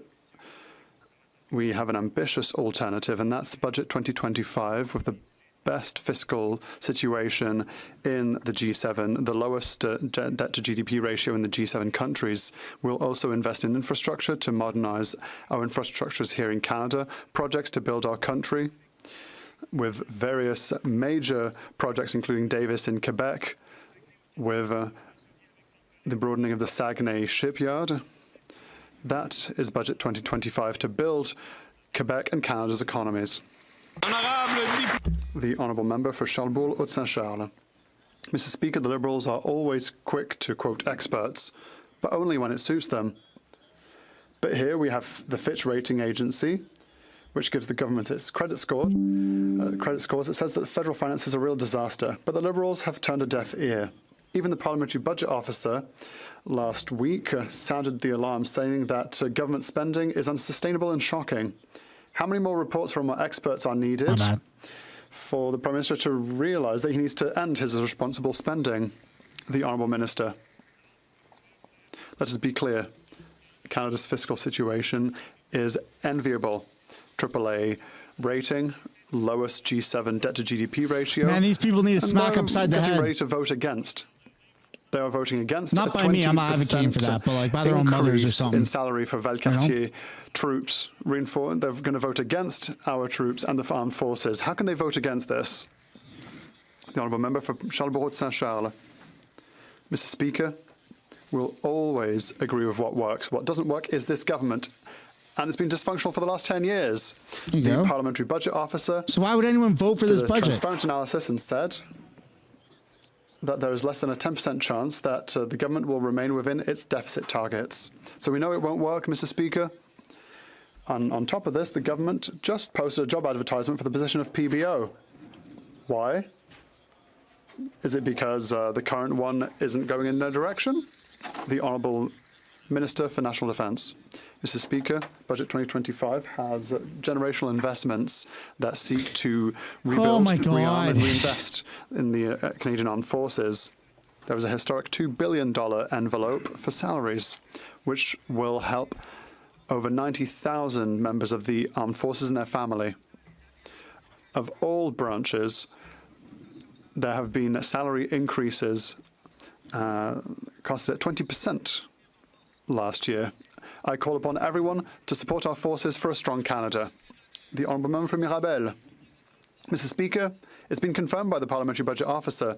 Liberal deficits announced in this budget are twice as large as announced because the government is disguising expenditures as investments. I quote the Director, the Parliamentary Budget Officer, the government definition of capital investments is too broad. He even suggests that this objective definition should be reviewed by independent experts. If Justin Trudeau had used this method, he would have achieved budget balance every other year, and we would have accused him of austerity. In short, it's a sham. Why are the Liberals hiding the real figures from Quebecers? The Honourable Minister for Finance. I'm happy to see that there is smiling among the Bloc MPs. Why? Because there's so much great news for them in the budget. Bloc MPs can go to the Ile de la Madeleine to announce an airport. If they can be there, I'm sure they'll be here for the vote, because I know the people from the Ile de la Madeleine. They watch TV and they will watch the vote this evening. Mr. Speaker, there's even more good news. The port of Saguenay, the Contrecoeur project, many projects that will strengthen Quebec and will invest in healthcare infrastructure. This is a budget that meets Quebecers' expectations. Will the Bloc be for or against? The Honourable Member for Mirabel. Mr. Speaker, the Parliamentary Budget Officer hasn't had a drink of the Liberal budget Kool-Aid. That's normal because it's his mandate to provide non-partisan analysis, and that's precisely why the Liberals want to replace him. I wish they spoke English more. They've issued a call for freaking applications funny. to find a permanent replacement who demonstrates, and I quote, tact and discretion. Tact and discretion, Mr. Speaker. They want a discreet PBO, Mr. Speaker, who will apologise for his words before speaking. If you guys haven't yet already, I'd like to encourage you to hit the like button. Are they going and to do what they subscribe, did with please? judges and recruit the next PBO from the Liberal Party? The Honourable Minister for Industry. Mr. Speaker, the reality is that we're not stopping there. So I'm going to add to what my colleague said. My colleague across the way comes from Mirabel. He knows that aerospace is important, so I'm sure that he will defend it with the same fire that he has shown today. He will defend our investments in aerospace, because if he votes against the budget, he votes against the people of Mirabel who are working in aerospace. He'll also vote against infrastructure and health that are so important for Quebecers. The honourable member for Kildonan St. Paul. His massive new deficit spending is an investment in the economy, but Canadians have heard this promise before. In fact, for 10 years under Justin Trudeau, who doubled the national debt, and the results were productivity flatlined, investment collapsed, and business competitiveness fell behind the U.S., which means lower wages and less opportunities for our workers. And now Canadians are hearing that same failed promise from this Prime Minister, who will add $300 billion of new debt over the next 2 years, Mr. Speaker. So why is the Prime Minister repeating a decade of failed Liberal spending promises? What are workers going to get out of it, Mr. Speaker? What is he promising them? The Honourable Secretary of State for Labour. Mr. Speaker, what we're promising is the largest infrastructure investment in Canadian history. This will create thousands of good jobs in the skilled trades, Mr. Speaker. Don't take my word for it. Iron Workers of Canada said, when Canada builds, Canadians work. LiUNA Western Canada said this budget will create thousands of great paying union jobs in Western Canada. The Union of Operating Engineers said this budget's a nation-building project represented an important opportunity for workers across Canada. And the Carpenters Regional Council said billions in infrastructure and housing investments have the potential to create tens of thousands of good-paying jobs. Mr. Speaker, why would the Conservatives vote against it? The honourable member because it's insane amount of debt, dumbass. Mr. Speaker, the Liberals keep insisting that more deficit spending will strengthen our economy, but the data says quite the opposite. Despite doubling the national debt and promising Canadians it was an investment, after 10 years, Canada ranks well below the average in the world's advanced economies in productivity and business research and development investment, which again means lower wages for our workers. And now the budget watchdog is warning that the budget abandons the fiscal anchors that we need to protect our long-term sustainability. So why are the Liberals weakening our fiscal anchors when a decade of their reckless spending failed to deliver any results for our Canadian workers? Yeah, that's the Honourable good. Secretary of State for Seniors. They say they are fighting for youth, but they plan to vote against a national school food program. They say they are fighting for families, but they plan to vote against a middle income tax cut.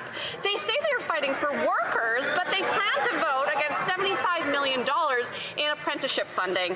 And they say they are fighting for our borders, but they plan to vote against a much-needed pay raise for our service members in our armed forces, including in my riding of Esquimalt at CFB Esquimalt. Canadians want to know who they are fighting for, because it certainly isn't them. The honourable member for Mégantic-L'Érable.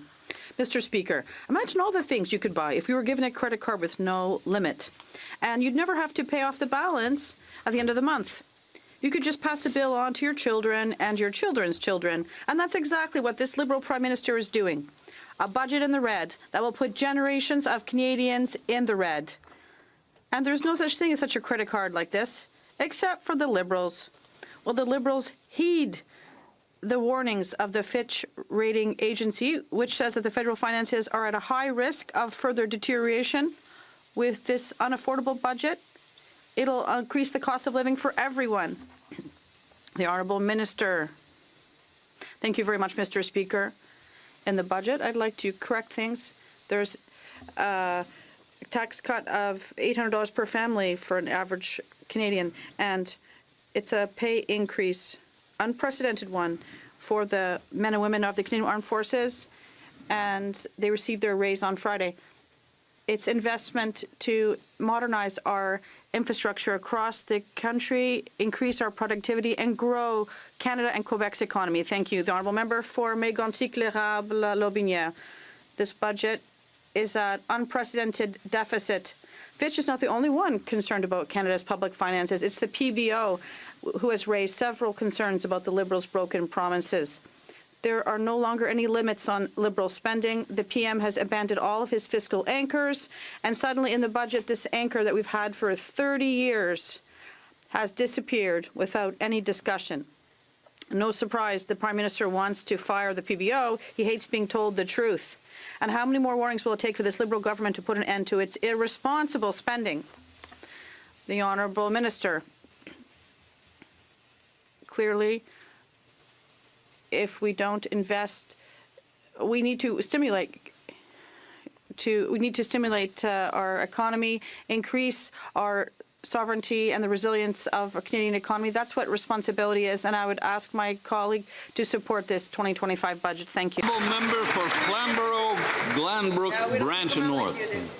This Prime Minister's costly credit card budget piles today's reckless spending on tomorrow's taxpayers, and the warnings keep getting louder. Fitch, the government's own credit rater, says the Liberals routinely blow through their fiscal anchors and that federal finances run a high risk of further deterioration.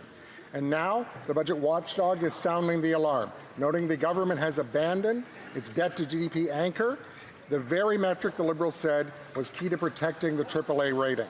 No wonder this Prime Minister wants to fire him. How many more damning watchdog reports will it take for this Prime Minister to rein in spending? That's right. The Honourable Secretary of State for Financial Institutions.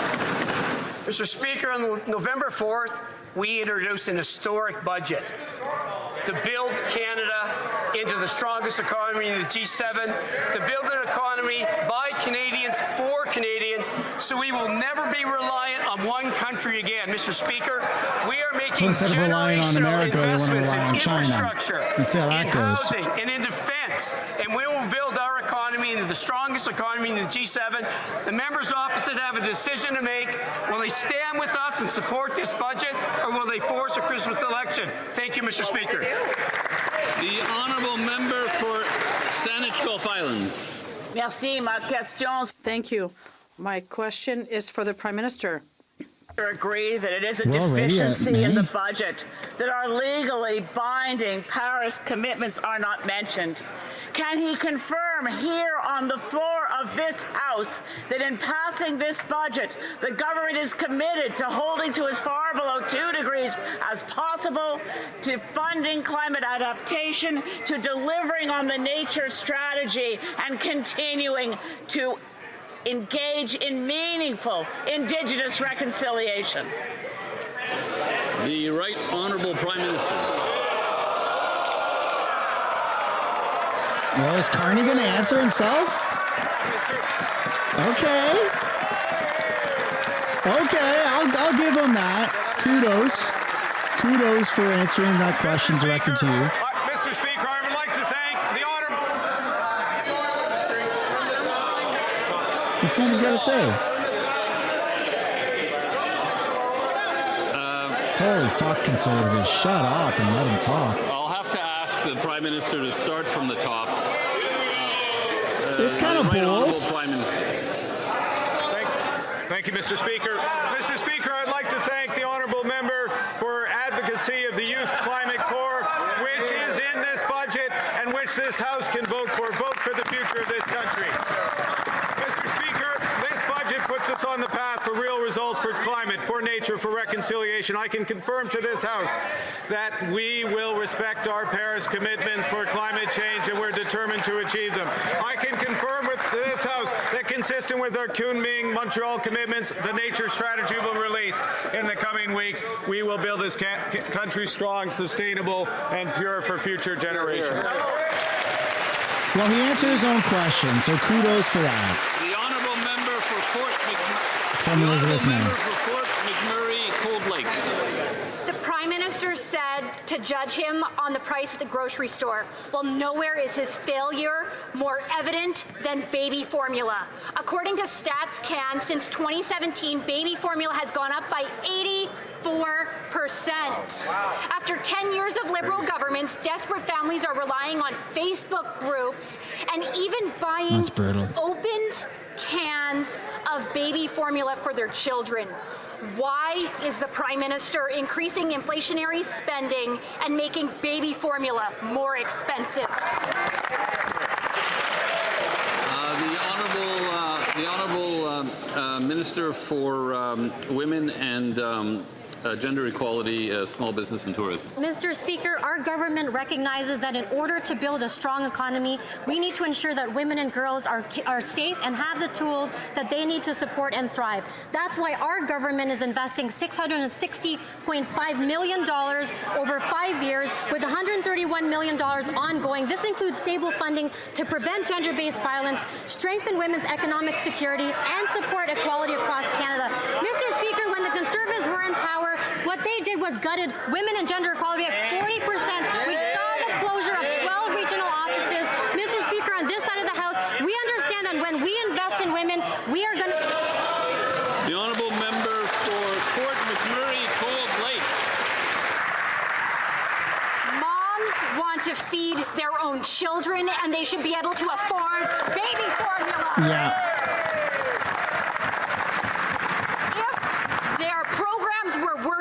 We wouldn't have 1 in 3 kids at food bank lines every single month. We wouldn't have 700,000 kids every single month in food bank lines.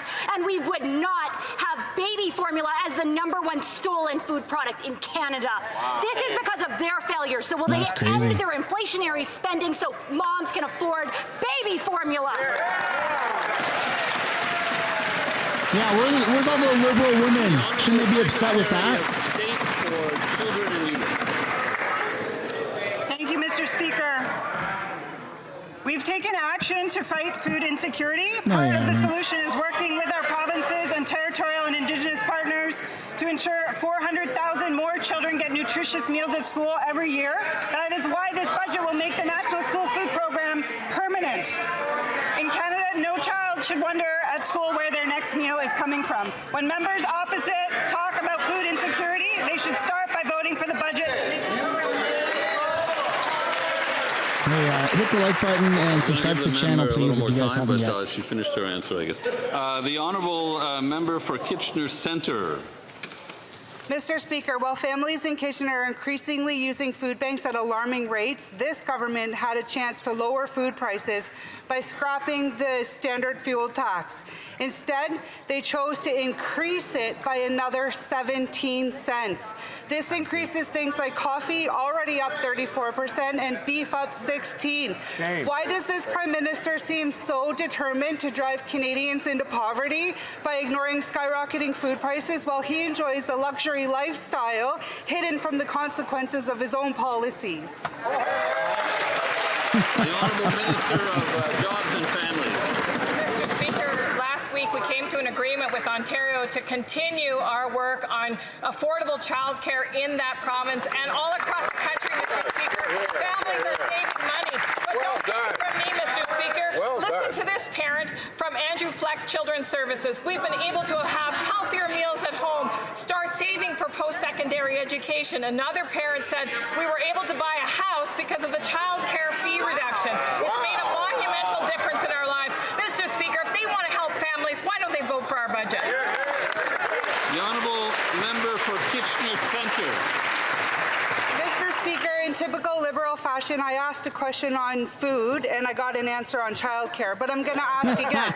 Why is the Prime Minister not only refusing to scrap the fuel standards tax that's driving up food prices, but actually increasing it?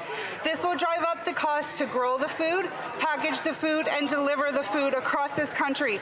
Does he want groceries to be a luxury item because luxury is the only thing that he knows, while everyday Canadians can't afford to put food on the table? The Honourable Minister of Jobs and Families.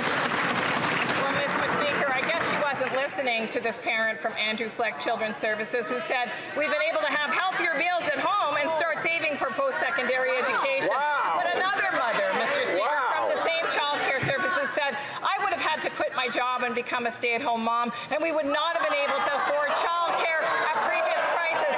And go, oh, Mr. Speaker, yeah, I know they don't really like seeing women in the workforce, but this mom talked. Wow. You shouldn't be allowed to make sexist claims like that. That's freaking bullshit. We don't subscribe to DEI. The Honourable Member for Portneuf.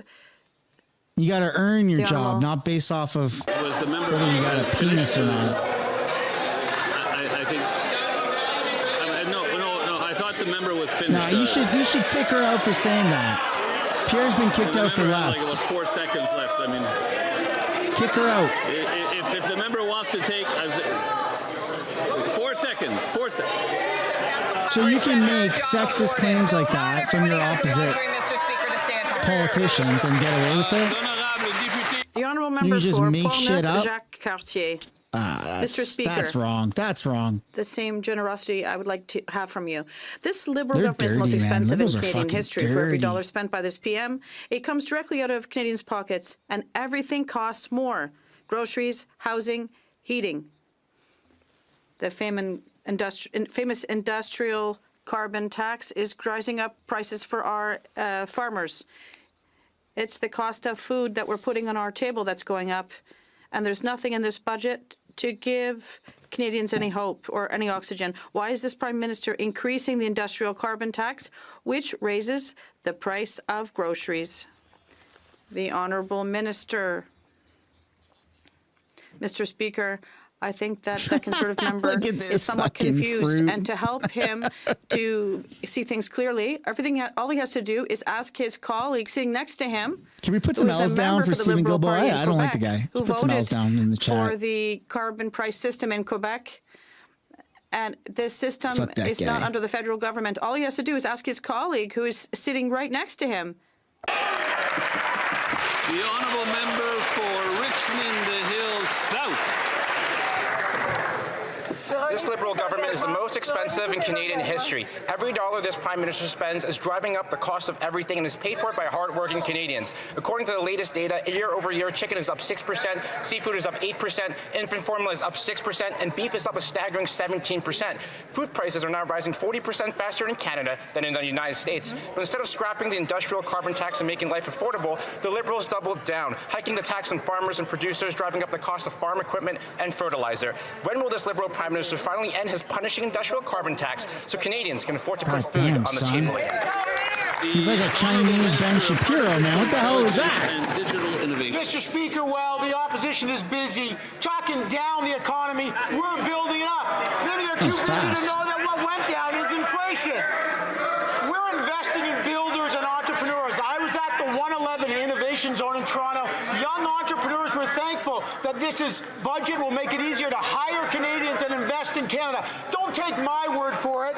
Listen to the Canadian Council of Innovators, who say our budget is listening to innovators. I hope the opposition listens as well and does what Canadians want. Build in Canada, buy in Canada, believe in Canada, support the budget. The honourable member for Similkameen, South Okanagan, West Kootenay. Mr. Speaker, this Liberal government is the most expensive in Canadian history. Every dollar the Prime Minister spends comes out of the pockets of Canadians, driving up the cost of everything. Food prices have risen nearly 40% faster in Canada than in the U.S. The Liberals' answer? Increase the industrial carbon tax. The Okanagan Valley is the fruit basket of Canada, yet taxes on our farms mean the cost of fruit grown in Canada is higher than fruit from abroad. Why is this Prime Minister increasing the industrial carbon tax and making food more? I don't know if the carbon tax is still like a good attack point, you know? Canadians Like, price of elected gas this is new coming government to down. deliver on affordable homes and strong connected communities. And I have good news for my colleague from There's BC. other things they could have Budget chosen to 2025 answers the call attack. with historic investments. Excuse me. I'm going to ask the minister to start again because of the noise level around me. I won't. Well, could the minister take another shot at it, please? Thank you, Mr. Speaker. Good news for my colleague from BC. Budget 2025 answers the call with historic investments in affordable homes that will make a difference in people's lives and improving our roads, our transit, our public infrastructure, our community centers, hospitals, and schools. And with Build Canada Homes, we are closing urgent gaps and building at a scale unprecedented that brings affordability to all Canadians. Mr. Speaker, every investment is about empowering Canadians and making a difference in their lives with affordable housing and great community infrastructure. The honourable member for Leeds, Grenville, Thousand Islands, Rideau Lakes. This Liberal government's the most expensive in Canadian history, and everything that this Prime Minister spends comes out of the pockets of hard-working Canadians. Now let's take a look at the Liberal-appointed president of the Nuclear Safety Commission, who's racking up massive expenses for international junkets like $14,000 to Paris. Meanwhile, they're raising taxes on fuel that's going to add 17 cents a litre, and their appointees are taking limo rides. So why do Liberals get limo rides while Canadians get higher taxes from this Prime Minister and these Liberals? The Honourable Minister of Natural Resources. Mr. Speaker, what this government is doing is helping build the best nuclear system in the world. We are building at Darlington. We just put $2 billion into building the first of a kind small modular reactors that will be exported around the world, creating Canadian jobs, Mr. Speaker. That's what we're doing. The honourable member for Leeds, Grenville, Thousand Islands, What they're Rideau doing Lakes. is making excuses for a Liberal appointee who raised his travel budget by 85%, while Canadians are lined up at food banks in record numbers. These Liberals have seen, under their watch, we've seen food prices rise 40% faster than in the United States. Why is it that every time that these Liberals stand up, life gets harder for Canadians? Canadians can't afford these Liberals. They can't afford that Prime Minister, and they can't afford higher taxes. Why are these Liberals doubling down on higher prices for Canadians? The Honourable Minister of Natural Resources. Mr. Speaker, what this government is doing is doubling down on jobs for Canadians. At Darlington, we're building $12 billion, $20 billion of new SMRs, creating 20,000 new jobs, good-paying jobs, blue-collar jobs all across this country. That's what we are doing. The Honourable Member for Bay of Quinte. Mr. Speaker, my riding of Bay of Quinte is home to several hundred Canadian Armed Forces members and their families. I know that my constituents, including our brave men and women in uniform, are watching as Canada makes new investments in our forces and work towards our NATO targets. Can the Minister of National Defence then speak to the new defence investments Canada is making in Budget 2025? The Honourable Minister of National Defence. Mr. Speaker, in Budget 2025, we're investing over $81 billion to rebuild, rearm, and reinvest in our Canadian Armed Forces. We're making major investments in our people with the largest salary increase, up to 20%, for CAF members in a generation this past weekend. Nearly 90,000 CAF members saw their salaries increase. This is what's in our budget: a pay raise for CAF members, support for CAF members, equipment for CAF members, respect for CAF members. Let's get behind our forces. The honourable member for Abbotsford South Langley. Speaker, last week there was deep disappointment with the Prime Minister's actions in British Columbia. While he took a leisurely walk along the beach admiring the White Rock Pier, families in nearby communities were attending vigils and town halls in response to more than 100 extortion cases reported this year, terrorizing the BC Lower Mainland. These families are facing repeated shootings and intimidation, and the Prime Minister deliberately chose to ignore them. Instead of taking leisurely walks on the pier, will the Prime Minister get serious and adopt our Conservative plan to finally crack down on extortion? The Honourable Secretary of State for Combating Crime. Mr. Speaker, the Prime Minister has taken many steps to improve the situation of public safety in our country. Mr. Speaker, when the Conservatives vote against Budget 2025, they are voting against more RCMP officers, more CBSA officers.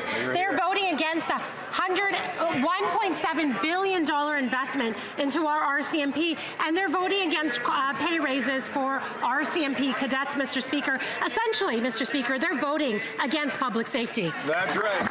The honourable member Give me a fucking break. Mr. Speaker, the Liberals can outline anything in the budget they want, but it's not addressing the problem we have with extortion, where there's been a 550% increase in British Columbia. Business owners are especially scared because they're the ones who are being targeted. The Abbotsford Police, the Surrey Police have already put forward special task force to deal with this growing problem. In the last Parliament, the Liberals had a chance to vote in favor of our Conservative plan to stop extortion, and they rejected it. So on behalf of British Columbians, when are they going to get serious and vote for our Conservative plan to reduce extortion and keep our businesses and communities safe? Secretary of State for Combating Crime. Good news, Mr. Speaker. The Conservatives have a chance in this Parliament to vote for C2, to vote for C14, to vote for C12. Mr. Speaker, this weekend I spoke to an extortion victim. They told me that it is taking police months and months to get permission from the courts to link their phone number that they're being extorted from to an actual suspect, Mr. Speaker. But lawful access, which is in C2, would help provide the solution to this problem. When will the Conservatives get on board and vote Yeah, your seeky ass policy going on, man. The honourable member for Edmonton Gateway. Mr. Speaker, extortion is at crisis levels in Canada, up over 550% in Surrey alone. But the Liberals have done nothing to protect Canadians. Over 6 months ago, they promised 1,000 new RCMP officers to help the situation, but none have been hired, Mr. Speaker. We brought forward legislation to crack down on extortion and keep Canadians safe. They blocked it, Mr. Speaker. When will the Liberals take extortion seriously and support our Conservative plan to keep these criminals behind bars and keep Canadians safe? The Honourable Secretary of State. Mr. Speaker, in this country, extortion is taken very seriously. When extortion is committed, the Criminal Code of Canada you could serve life in prison, according to the sentence in the Criminal Code of Canada, Mr. Speaker. But what's really important when it comes to extortion cases is solving the extortion before charges are laid. And Mr. Speaker, police across this country are asking for lawful access provisions so they can investigate these cases appropriately. But you know who's against it? The Conservatives, Mr. Speaker. Why won't they give law enforcement the tools that they need to crack down on extortion? Give me a break. The honourable member for Brome, Missisquoi. Mr. Speaker, in my riding of Brome, Missisquoi, many members of my community work in the natural resources industry and in the manufacturing sector. They rely on strong supply chains and infrastructure to buy and sell the goods that they need to support our local economies. The Port of Saguenay is a key example of such a supply chain for Canadian industry, and it benefits all of Canada by playing an important role as a link to catalyze our economy. Can the Minister of Transportation tell us how this year's budget, through its investment of $57.6 million, intends to strengthen this crucial economic link? The Honourable Minister of Government Transformation. Thank you very much. I'd like to thank my colleague from Brome, Missisquoi. Modernizing port infrastructure is essential to stimulate regional economies and productivity and strengthen our national economy. I was happy on Monday to be at the port of Saguenay with the prefect from Lac-Saint-Jean East and the member for Jonquière from the bloc, and from Lac-Saint-Jean and my academy from Chicoutimi-Le-Fort to announce a $57.6 million investment for the Saguenay port. It's an essential project for the region and for Quebec, and I hope my colleagues will support the 2025 budget. Mr. Speaker, Canadians deserve straight answers about how their money is being spent. Public accounts list more than $173,000 in expenses over just 9 days by the Liberal member for London West during her brief time as a government House Leader. And Parliament was not even sitting. That is $19,000 a day, even though her publicly documented activities were routine ceremonial stops or partisan events in London, not House Leader work in Ottawa. So will the Liberals table a full breakdown for these charges to allow Canadians to understand how is this even possible? Good job. The Honourable Government House Leader. Mr. Speaker, sometimes I wonder if the Conservatives don't just sit on Twitter all day and try and figure out what they're going to say in the House of Commons. Instead of the opposite, Mr. Speaker, these are absolutely groundless. These are absolutely baseless. There are no facts involved in anything the member just said. The member for London West has always taken a prudent and responsible approach to public finances. There was nothing out of the ordinary. No new employees were hired. Salary expenses for employees were normal, and vacation expenses for employees were reported, as is always the case. Case closed, Mr. Speaker. The Honourable Member for Rosemont-la-Petite-Patrie. Mr. Speaker, people across Quebec are suffering from the housing crisis. Rents have gone up by 16% in 3 years, and homelessness is at an all-time high in our streets, and people are forced to remain in substandard housing because they can't afford to move. And yet the Liberals are prepared to plan new spending that is 6 times higher for the military than affordable housing. Are the Liberals prepared to commit to investing specific and significant amounts of money in cooperative, social, and community housing? The Honourable Minister of Finance. Mr. Speaker, I'd like to thank my colleague. We worked in cooperation with my colleagues from the NDP, and what we obtained, obviously, is maintaining the programs that are close to Canadians' hearts. We're talking about childcare programs, nutrition programs for young people, and pharmacare. And most importantly, we're making a generational investment in affordable housing, Mr. Speaker, something that should help all Canadians, and we'll always be here to help people from the middle class. And the first thing we did was to reduce taxes, specifically to leave more money back in Canadians' pockets. Canadians know we'll always be there for them. Thank you. That brings question period to an end. Oh, that's finally the end, eh? All right, Like let's see what's going on after. The volume of earpieces will now be reset in a few minutes. I'd like to give members a few minutes to quietly and calmly leave the House without making too much noise. And then we will move on to the daily routine of business.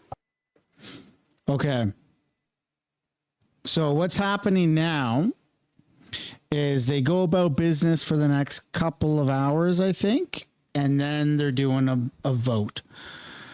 So tune back in 2 hours, and I should be going live again, all right? We'll see you then. Enjoy the 2-hour break. I thought the vote might have been happening right after, as it has in the past, but we'll be back in 2 hours. So 2 p.m. Pacific, 5 p.m. Eastern. See you guys then. Bye-bye.